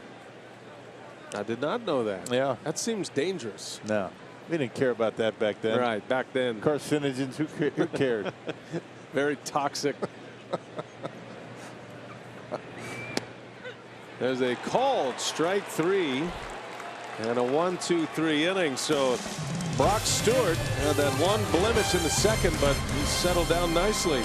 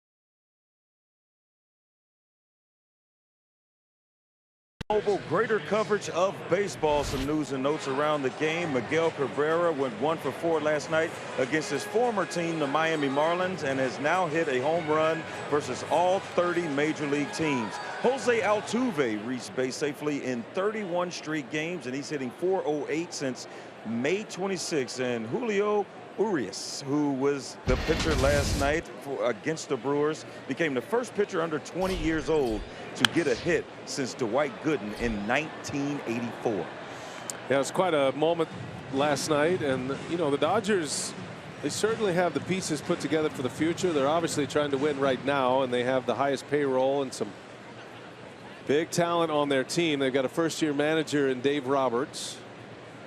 It's a tough team to get a read on right now, though, the Dodgers, and especially with the uncertainty of Clayton Kershaw. Then you got a couple of other pitchers that are on a disabled list. They're coming back. We don't know how long they're going to last. And with the Urias situation, he's not going to be starting much longer. They're going to shut him down. He's only 19 years old, and they don't want to have his innings mount up too quickly. He's going to end up in the bullpen, or not sure what they're going to do. So they're going to have to find another starter. He might get one more start, maybe two. Brock Stewart sitting with A.J. Ellis. He's a guy that has a great opportunity to stick in the big leagues because of need. And you got to give the kid a lot of credit here, Rock. He gives up 5 runs. He was probably a batter or two from being knocked out of this game in the second inning, and now he's sitting here through 5. He's put up 3 straight zeros after the 5-run inning. He's come around. I think A.J. Ellis has a lot to do with that, with his mental approach out there, not getting his damper down a little bit, or dauber down, and kept him focused. Utley in the air. That'll stay playable. Lucroy wants it, foul territory, and he's got it for the out. Chase Utley retired. See the Dodger bullpen. Stewart's done for the day. J.P. Howell will be next on the mound. Carsoup.com trivia. Who are the 4 LA Dodgers to play and manage the franchise? It's a good question. Played and manage. They only had 2 managers for a long, long time, and Walter Alston and Tommy Lasorda.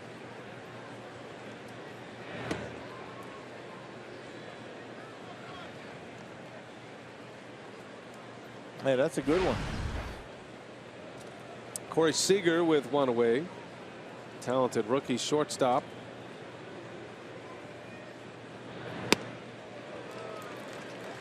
One ball, 1 strike. Guerra just rolling along here. He has 6 Ks. He's working on a 2-hit shutout.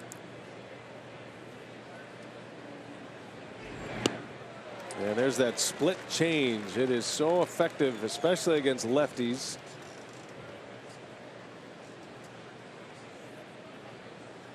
And he's really been putting in a good spot tonight. He hasn't left it up. Most of the time it's been near the dirt, or close, or down in the dirt.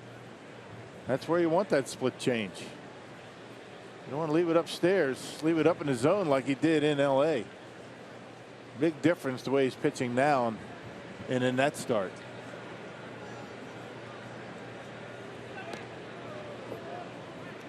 Full count.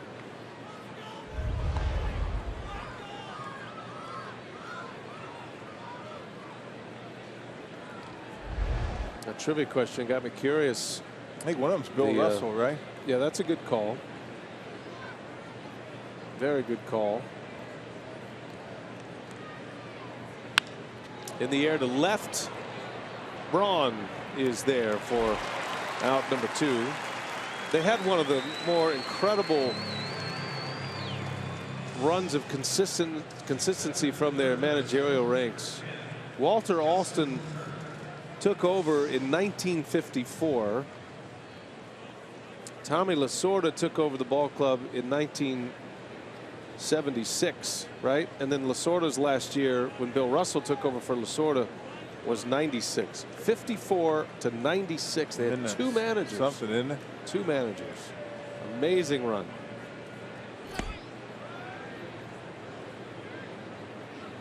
And Don Mattingly, since the Lasorda era, had been the longest tenured manager. 5 years with Los Angeles. Joe Torre had 3 years. Turner cuts and misses. Tried to hold it up. 1-1 the count. Dodgers have been to the postseason each of the last 3 years. Lost in the division series the last 2 seasons. They made it to the NLCS 3 years ago. Ground ball, foul ball.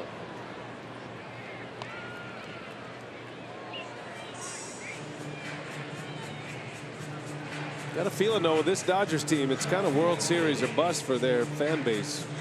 Highest payroll in the game. Have not been to the World Series since '88. They won that year. The year of Oral Hershiser. and Kirk Gibson, among others. Famous walk-off home run. Didn't call it walk-off home run back then. No. Just game-winning home run. World Series Dennis Eckersley winning home run.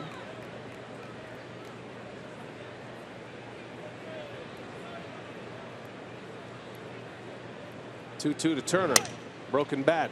Out in front of one. VR's got plenty of time. And Junior Guerra, 6 strong. He's working on a 2-hit shutout. 5-0 Brewers. We go to the bottom of the 6th inning.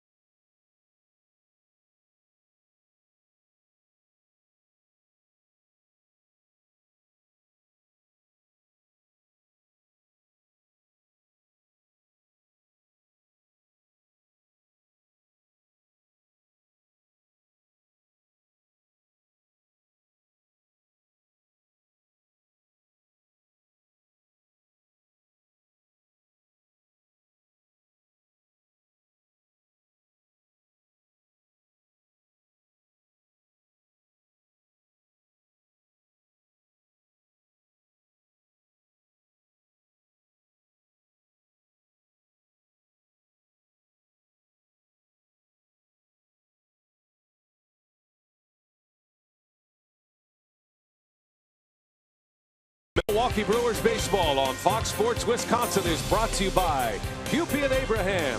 1-800-800-5678. Hupy and Abraham. Tell them you mean business. Good crowd on a Wednesday night. Brewers Dodgers tonight. Game 2 of this series. Dodgers won last night. A 1-run victory. 6-5 was the final. And the Brewers trying to even the series. J.P. Howell is the new Los Angeles pitcher. Left-hander out of the bullpen. Will get the 6th inning. Aaron Hill will lead off. A situational left-hander. You can see his numbers. He's earned run average up near 5, so he's been struggling somewhat. Last pitch against the Pirates in that 4-game series. That was back on the 27th.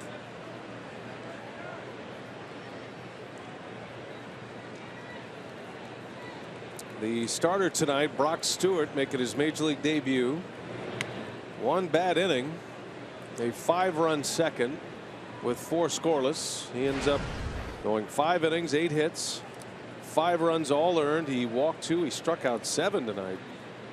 There's something in there for sure. The Dodgers have to be pleased with what they saw tonight, and maybe more importantly, his resolve after giving up 5, able to come back and put up 3 consecutive zeros. That says a lot about the guy's moxie. Yeah, 5 runs, about 3 starts for him down in the minor leagues. That's right. You know, so yeah, he was able to bounce back, put together 3 scoreless innings, as you mentioned, and showed pretty good fastball. Needs to work on the slider. That's not a real good pitch for him, but the changeup, very good pitch. It's been an amazing run through the minor league system for him. As Hill flares one to right, that's down a base hit. So Aaron Hill has 2 hits. 2 out of 3 tonight. A leadoff single in the 6th. Yeah, both of them to right field. Hey, nothing says summer like Brewers baseball in the State Fair. With the Fair Days double play, you'll get a ticket to a Brewers game and a general admission ticket to the Wisconsin State Fair presented by U.S. Cellular. All for just $15. Go to brewers.com/State Fair. Kirk Neuenhuis now with a man on. Kirk had the big hit in the 2nd inning, a 3-run home run. I mentioned that Neuenhuis with 3 homers in his last 5 games, as you see his night tonight, presented by Wendy's. So he had 3 home runs in his previous 93 games, going back to last year with the Mets. And now 3 in his last 5. And last year with the Mets, he hit 3 in 1 game with them. So we'll say he's a streaky home run hitter. Gets them in bunches, right? 4 of his 5 home runs have come here at Miller Park. He loves hitting here.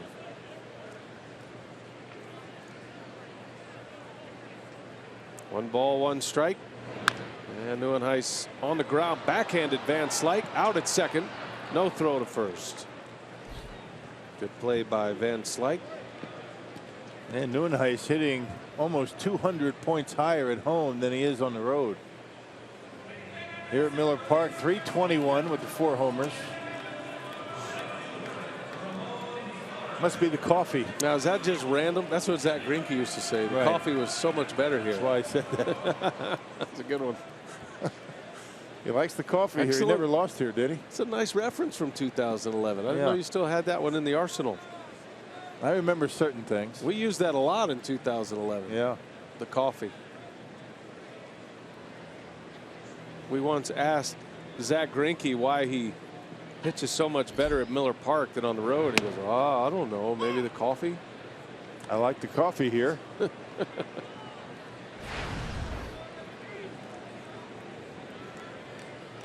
That's about all you get out of Zach. That's it. That was the You know? longest conversation I ever had with him.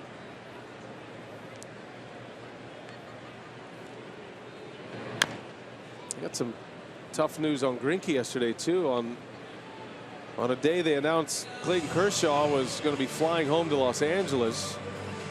His former teammate Greinke, who's now with the Diamondbacks, had to be taken out of a game in the 3rd inning with a back injury.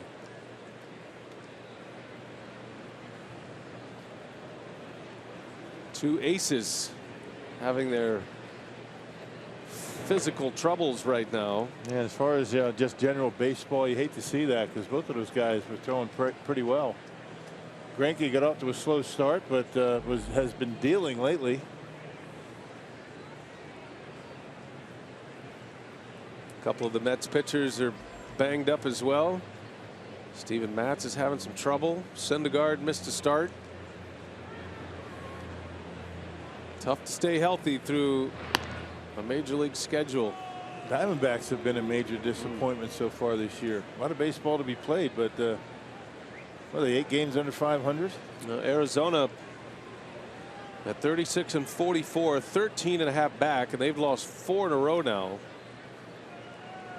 They were thought to be contenders this year. Nieuwenhuis takes off. The pitch is called a strike and out at second base. So that's another strike him out, throw him out. And A.J. Ellis cuts down another would-be base stealer. Inning is over.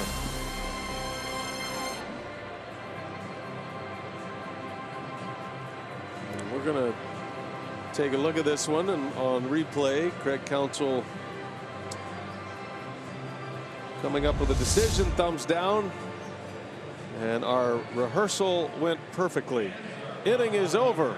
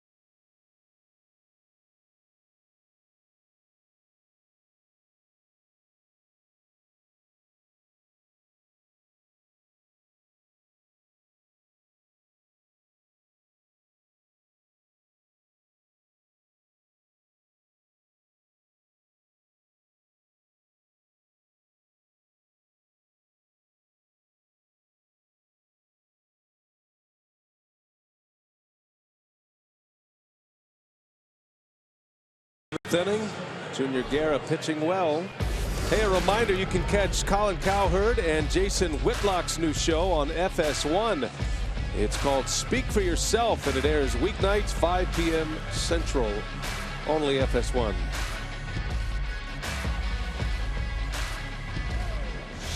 Brewers have out-hit the Dodgers 9-2. Guerra's got a 2-hit shutout going. And he will face Scott Van Slyke to start the inning. Van Slyke's first at bat, he took over for Adrian Gonzalez, who was ejected after a strikeout in the 4th inning. Dan Bellino, third base umpire, had called a strike on what Gonzalez thought was a check swing. Pretty minimal conversation there, but enough, I guess, body language from Gonzalez where Bellino ran him out of the game. There must be some history there, you'd think. I mean, I think there, what we saw was really not enough. I didn't think that. Not that it matters what I think, but it didn't look like we've seen a lot worse from players talking to umpires and kind of jawing with umpires on their way back to the dugout, and they were able to stay in the game. And quick hook. Leaves the Dodgers with just 2 bench players right now. Bouncing ball to third. Hill makes sure he gets the nice hop. Van Slyke is retired. Take you back to our Carsoup.com trivia. The 4 LA Dodger managers who played for the franchise. And let's see. Lasorda came up in the Dodgers system. Left-handed pitcher. Bill Russell, good call. Glenn Hoffman. Right. And of course, Dave Roberts. Glenn Hoffman, now the third base coach in San Diego. He's been in baseball a long time. I actually played, I was on the same team with Glenn Hoffman with the Angels back in '89 and '90. Former Red Sox player. Older brother of Trevor. Headed to the Hall of Fame. Dave Roberts played for the Dodgers in the middle of his career. 3 years with LA, 2.5 actually. Got traded to Boston, where he became famous in the stolen base. Famous stolen base against the Yankees. When they had to have it most.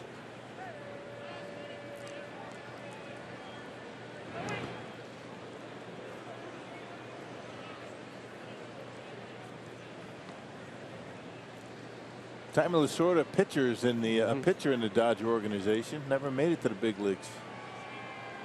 A lot of years in the system. He's still around every now and then. You see him. He's still bleeding Dodger blue.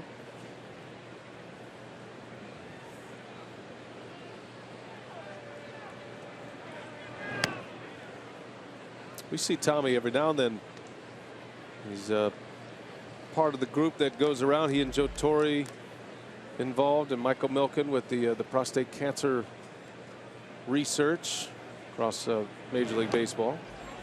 Kendrick, they'll ask if he went. He goes, and Kendrick not happy with that call. He turns and walks away. And Junior Guerra is racking up the Ks. That's number 7. They can't afford to throw another one out. And that was pretty close. I think even closer than the one they called on Adrian Gonzalez.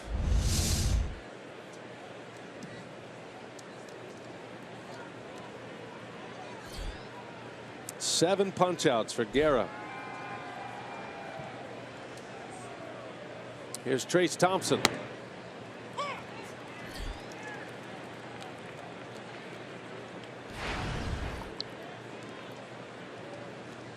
Thompson looks like he is the real deal. Came up with the White Sox last year. He was part of that 3-team trade. Reds, White Sox, Dodgers. Principal piece in that was Todd Frazier. Well, Thompson ends up in LA. He's been so good, they've hardly remembered the 2 that were supposed to be out there, and Andre Ethier and Carl Crawford. They've released Carl Crawford. Right, all that money. One of the reasons why the Dodgers have the highest payroll for a guy that's not even on the team anymore. Big money. I keep hearing Crawford's name surfacing with the Tampa Bay Rays. Not sure what his status is though lately. Saw the Mets signed player that they're very familiar with, and Jose Reyes. That would be the similar story with Tampa Bay with Crawford, where he came up. But Thompson has hit the scene in a big way. He's got 11 homers. Batting average is low, but I figure he's only going to get better and better. Jam shot, little pop up to VR. It's going to be easy for Guerra. 1, 2, 3 inning. Mowing him down, breaking bats. 7 strikeouts and a 5-0 lead.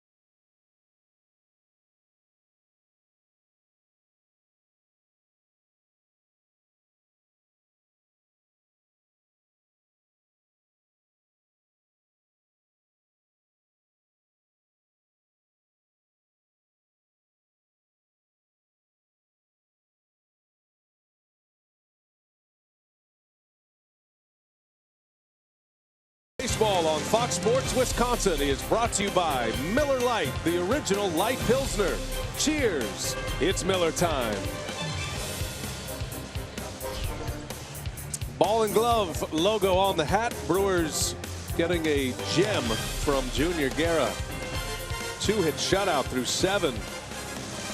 Stretch time at Miller Park. We go to the bottom of the 7th inning. Chris Hatcher is on the mound for LA. J.P. Howe worked a scoreless 7th inning, or scoreless 6th inning, I should say, and now it's going to be Hatcher, who was pretty impressive in Los Angeles. He got a pretty good arm. I mean, 30th appearance and a big earned run average, a little over 4.5, but as many strikeouts as innings pitched. Hatcher last pitch against the Pirates gave up a run in 2 innings of work back on June 24th.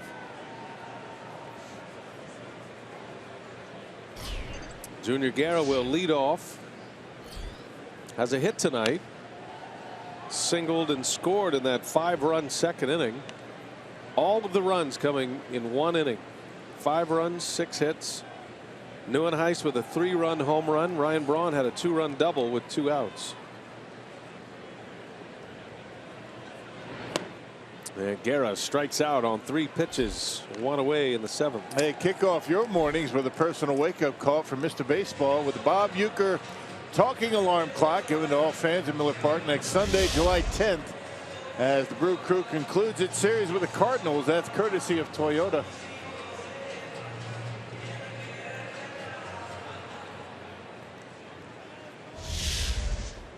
One away, top of the order. Here is VR.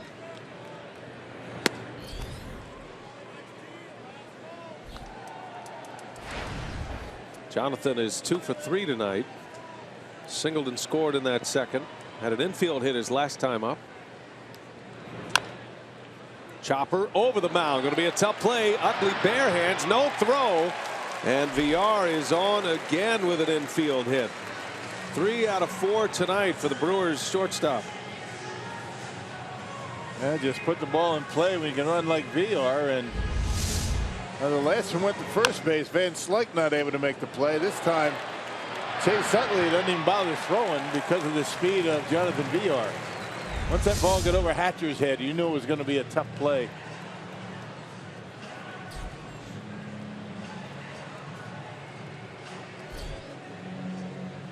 One out base runner for Scooter Gennett.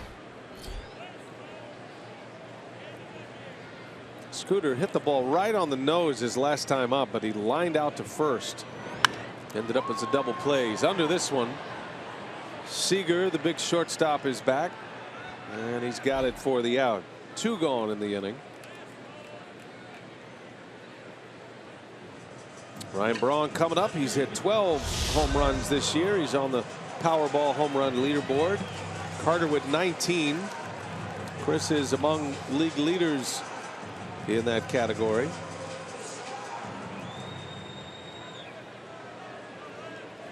Got 3 Brewers with double-digit home runs this season.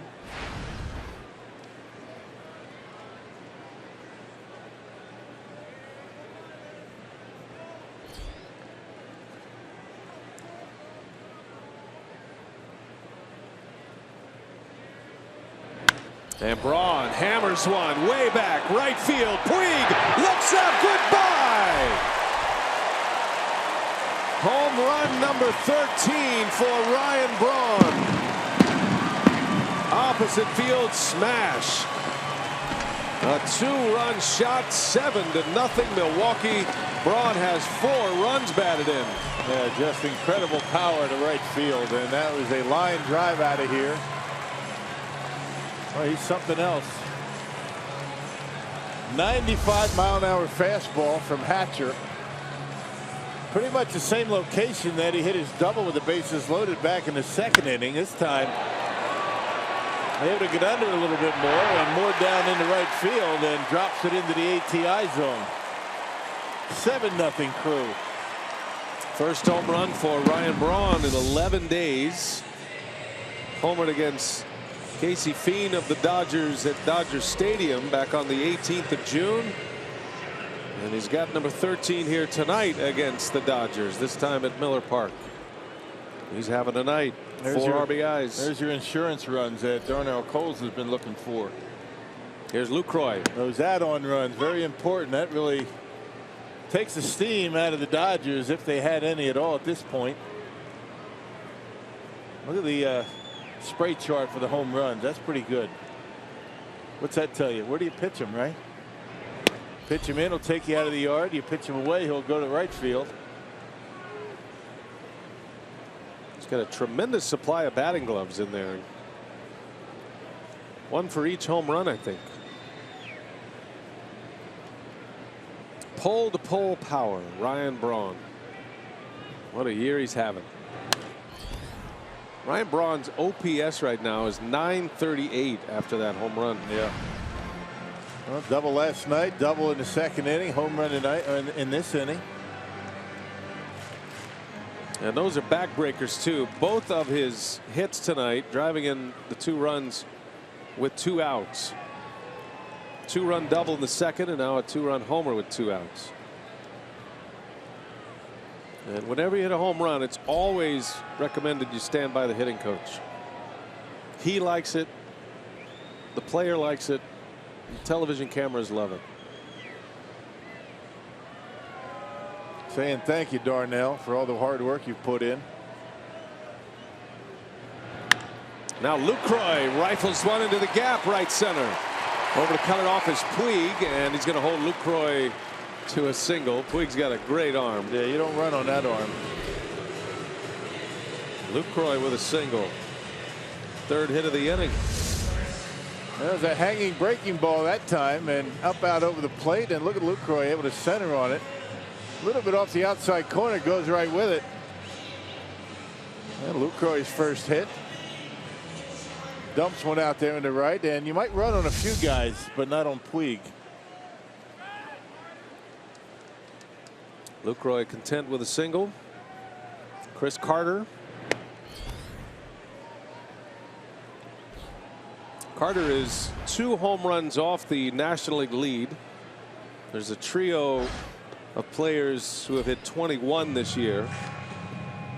Adam Duvall of the Reds, Arenado of the Rockies, and Chris Bryant of the Cubs. And then Carter and Trevor Story, the talented rookie shortstop of the Rockies, with 19.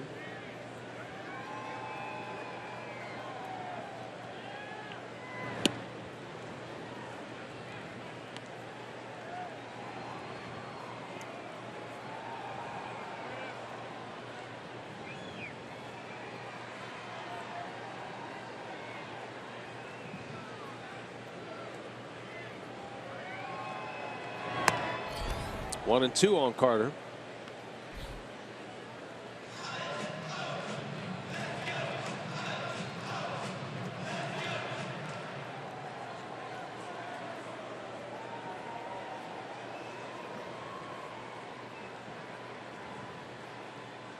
Brewers lead at 7-0 on 12 hits tonight.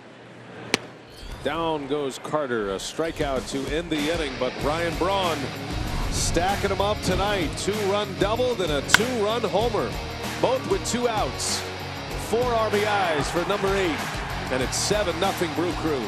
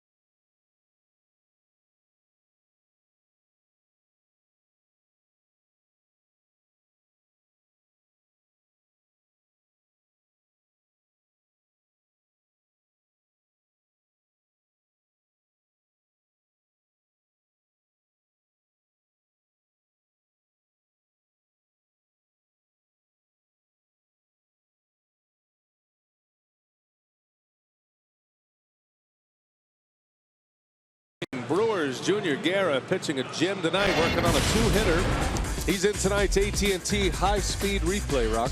Yeah, amazing job. I mean, a nice turnaround. He really wasn't that good against the Dodgers in L.A. They scored 5 runs on him in 5 1/3, but really made an adjustment on his split change. It seems as though to me, and I'm going to find out from Jerry Augustine after the ball game, it seems like with 2 strikes, Junior's been throwing his split change a little bit harder to get some strikeouts. 2 walks, 7 strikeouts, and only 2 hits through 7 innings here tonight. Yasiel Puig leads off for LA. Guerra's best strikeout game was against the Cubs. He had 11.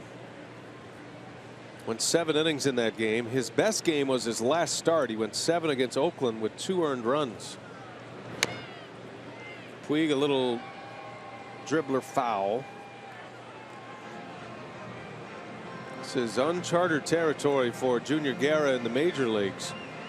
Pitching into the 8th inning for the first time.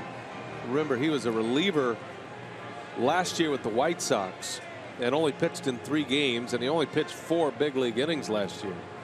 Well, he's not even at 100 pitches yet. This might be his last inning if he's able to get through it. Well, what a lift this would be. This guy just continues to impress. Can't say enough about his story, his perseverance, defying the odds to make it to the big leagues in the first place. And has been dominant. I mean, really has been. The Brewers 8-2 in his 10 starts before tonight. And he's won 4 of those games. Won his first 3 decisions. Beat the Angels, the Padres, and the Cubs. His only loss came against the Cardinals.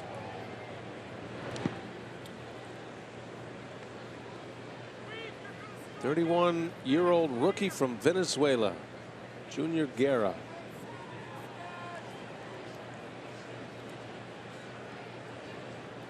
He has pitched all over the map. Most of his innings have come in the Venezuelan winter leagues. Ground ball to short.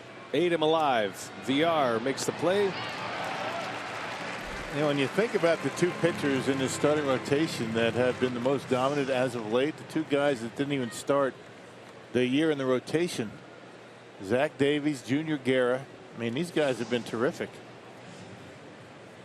It's what it takes. You know, you bring some guys up, you see what they can do. Are they going to be able to get the job done? And sometimes they surprise you. Now the two pillars were supposed to be Willie Peralta, who's back in AAA now, and Jimmy Nelson, who was off to a great start, but he's kind of run into some hard times in his last 5 starts. His last 2 decent. Looks like he may be on the comeback trail. Right. Well, Brewers Matt Garza, desperately need those guys. Yeah, and then Matt Garza, right? I mean, beginning of the season, they were putting a lot of pressure on him as being the guy, the veteran guy in that rotation. He ends up missing the first 2 months. So, yeah, I mean, those 2 young guys are been pretty good. And Garza's been pretty good in his starts. That hit around a little bit his last time out, but not bad so far. Garza will be next up in St. Louis Friday. Ellis, shallow right. Back is Jeanette, way back there to make the catch. Says, I got you covered, Ramon. You stand back there on the warning track. I'll handle everything. Yeah, where are you? He keeps backpedaling. All of a sudden, he's not hearing anything. Look at Flores. He goes back. He's going back to the warning track. No chance that he's going to get there. Saying, I got it. And Scooter has really improved his game on those pop-ups over the shoulders. He's made a lot of great catches this year on those tweeners, as they call them. Strike 1 to Chris Hatcher. The Dodger reliever is going to get an at-bat. Tells you where the Dodgers are with their personnel right now in a 7-0 game. Want to save the bullpen as much as anything. Dodgers have won 4 of 5 from the Brewers this year.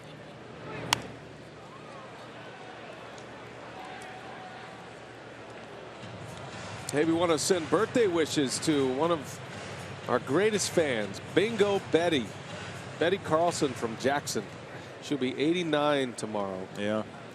And normally we would make her a cake, but she brought us lemon squares for her birthday, which is what we demand of her these days. Yeah. Are there any left? They're really good, and they're gone. Yep. Happy birthday, Betty.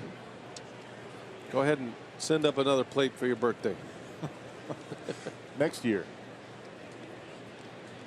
Bingo Betty.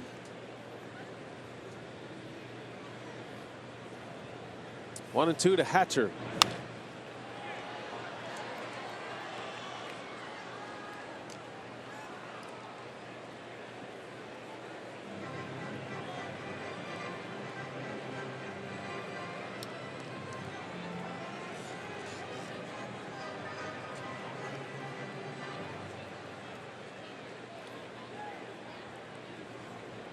Hatcher, a converted catcher as well.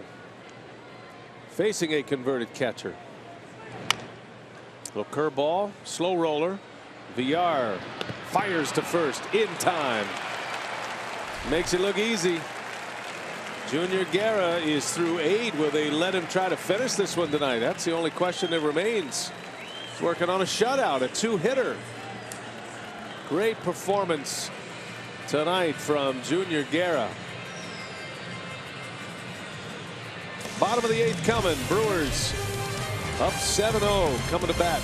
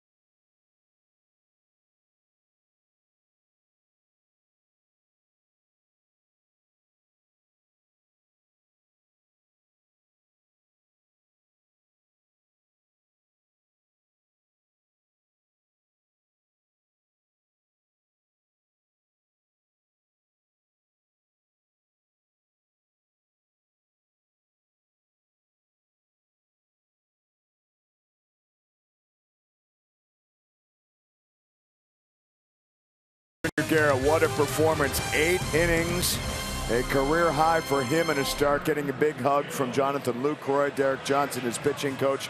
What a performance in a 7-0 game right now for Guerra. This kid continues to impress, Augie. What more can you say? I'll tell you, he just goes out there and he's a strike guy. He goes out and commands the strike zone with his fastball, breakable. Tonight, that split finger was very special.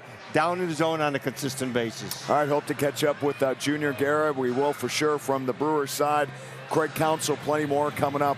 Don't forget that after our season series, you can go to our Facebook link and watch our final pitch presented by Evinrude on our Facebook link here on FoxSportsWisconsin.com. And the Brewers clinging to a 7-0 lead. I say clinging, Rock. I'm clinging to my voice. You may have to come out here and help me out here a little bit. What's going on, man? You've been yelling at Augie out there? I have. I've been on him pretty good. You know what I wanted to do? I wanted to talk about Ryan Braun's performance, but he started choking me and saying, we got to talk about Junior Guerra tonight. Wow. Hang in there, buddy. All right. That's the most I've ever heard Craig talk in the 8th inning. He's losing his voice. Man, save it. Sounds pretty good. It's very. It's got a whiskey resonance to it. Saw the changes for the Dodgers. Yasiel Puig is out. Aaron Hill batting to start this bottom of the 8th. Craig sound a little like Barry White out there.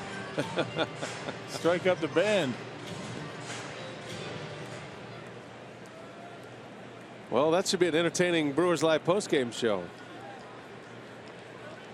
with the baritone Craig Cashon. Oh, remember Yasiel Puig on that Braun home run crashing into the wall in right field. He'd spent some time on the DL with a hamstring injury. Wonder if he tweaks something there. Roberts removing him from the game. You know, Dave's not going to be making any changes unless there's an injury or an illness. He's got a day game tomorrow. A quick turnaround here at Miller Park. Pickens are slim out there for the Dodgers manager right now. There's one guy left. Technically 2, but one of them's not available, Peterson. So we should talk more about Junior Guerra because we saw the handshakes in the dugout between innings.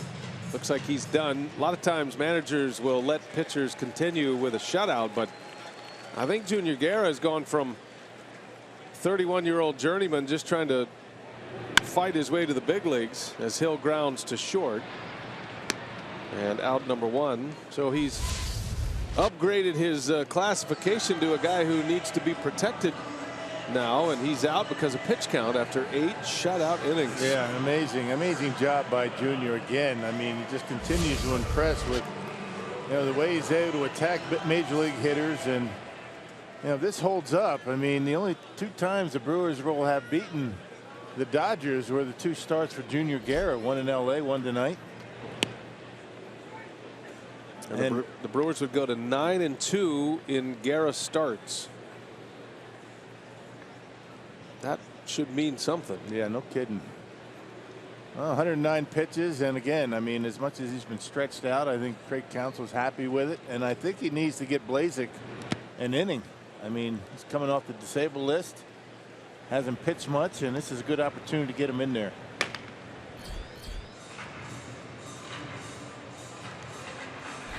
Blazek began the year as the setup man and injured his elbow. He'll have the 9th. Neuenhuis had the big hit tonight. 3-run homer in the 2nd. Opened up the scoring for the Brewers. Captain Kirk.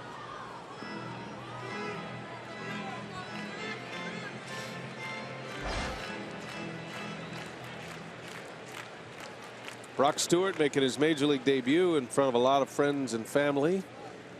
Making the drive from Normal, Illinois to see his first big league appearance.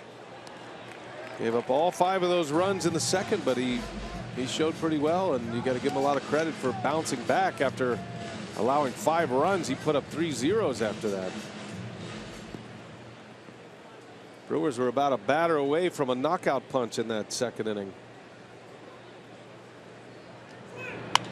Nieuwenhuis in the air to right. That is Van Slyke out there now, makes the catch for the out. 2 away. So tomorrow you can listen on the Brewers radio network. No television tomorrow. Miller Lite, what's on tap? 1:10 first pitch. Kenta Maeda against Zach Davies, who's been great for the Brew Crew this season.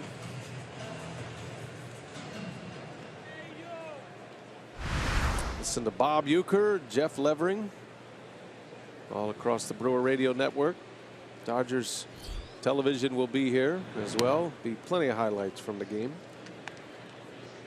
And then the Brewers are going to St. Louis.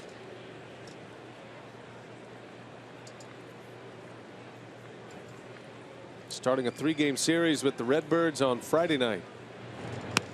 And don't forget, Saturday and Sunday are day games in St. Louis. And then another day game, actually a morning game on Monday the 4th. Is that a 10 o'clock start here? Yeah, Washington, D.C. Right. 10 a.m. first pitch in the Central Time Zone. It's early. Breakfast with the Brewers. No TV. And then a night game. Game 2 of that D.C. series. And then a 3 o'clock local start for the getaway day. Brewers will be back home to face the Cardinals for 3 before the All-Star break. And that's what it looks like. So a lot of day baseball. Golf shirts are going to get a workout on that trip. I love it.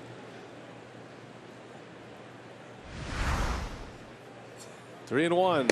Flores takes ball 4. 2-out walk. And we'll have a pinch hitter. Jake Elmore will hit for Guerra. That officially ends the night of the Brewers starting pitcher, who finished by retiring 11 straight. And the Dodgers never got a man into scoring position after that first inning.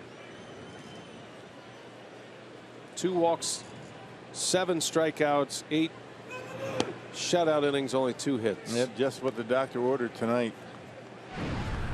Needed that in a bad way.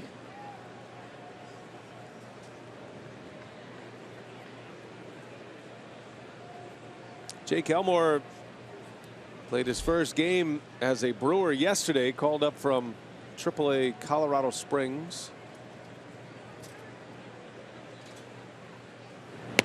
He said he got 2 hours sleep. His team was in Round Rock, Texas, AAA, playing the Express, and they had an extra inning game, a 14-inning game. Was told he was going to the big leagues about midnight. So excited he couldn't sleep. He's been to the big leagues before, but anytime you get that call, that's a great day. 5 years in a row he's been in the big leagues with 5 different teams. He's super utility man. He can play all around the infield, and he can play in the outfield as well. Gives Counsell some flexibility.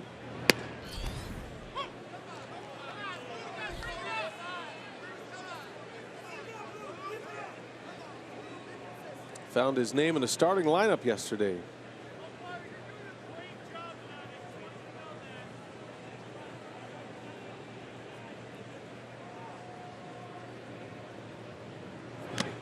And down he goes. Strikeout to end the inning. We go to the 9th. And it'll be Blazek trying to finish it off tonight.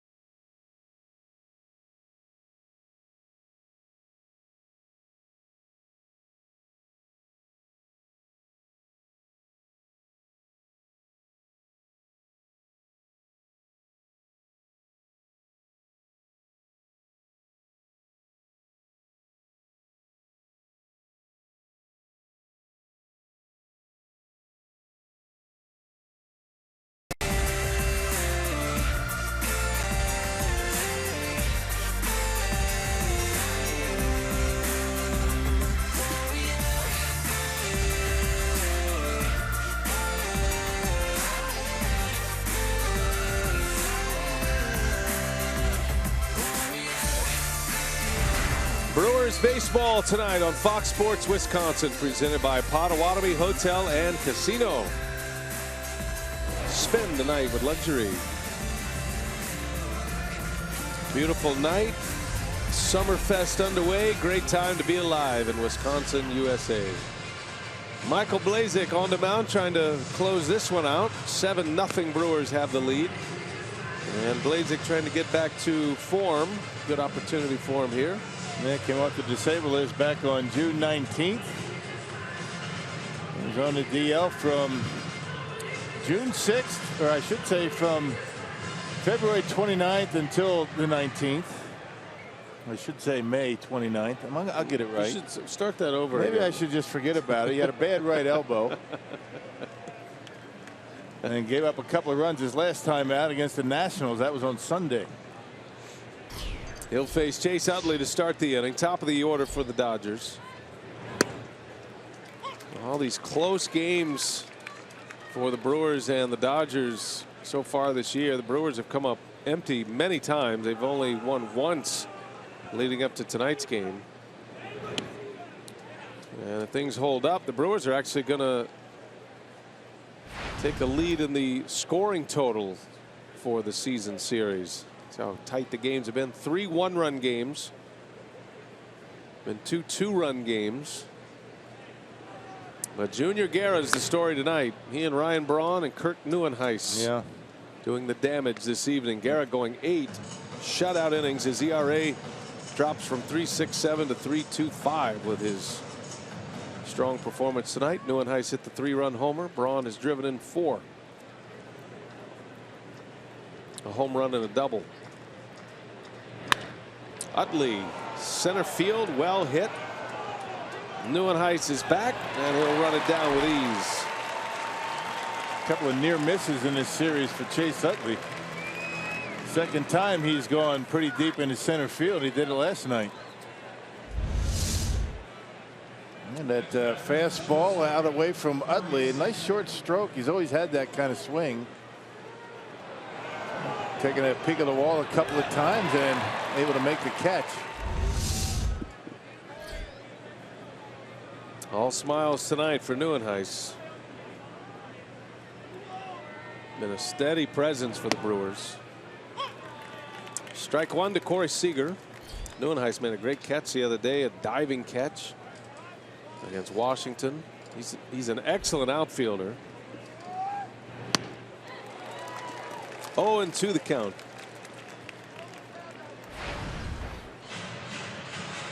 Brewers haven't had a game like this in a long time. It's not over yet.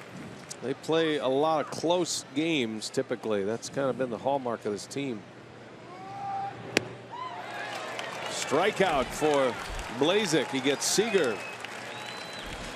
2 up, 2 down. And an out away from putting this one to bed. Last time the Brewers had a win by more than 4 was May 10th at Miami. That was a 10-2 win. That gives you an idea how many close games they played. Right. I mean, every game has been close one way or another. May 10th last time they've had a win by more than 4. And finally a night where you can really rest your bullpen after Junior Guerra's effort of 8 innings. First time he's ever gone 8 innings in a big league game, and first time this year he's gone 8, including his AAA starts.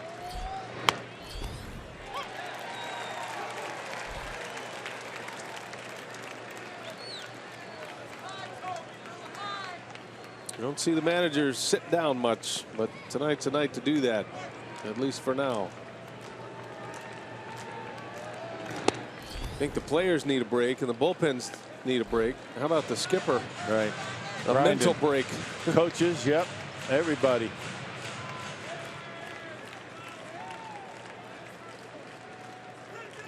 Don't forget Brewers Live coming up. Craig and Augie, Telly with interviews. And then the next time we see you will be Friday, St. Louis.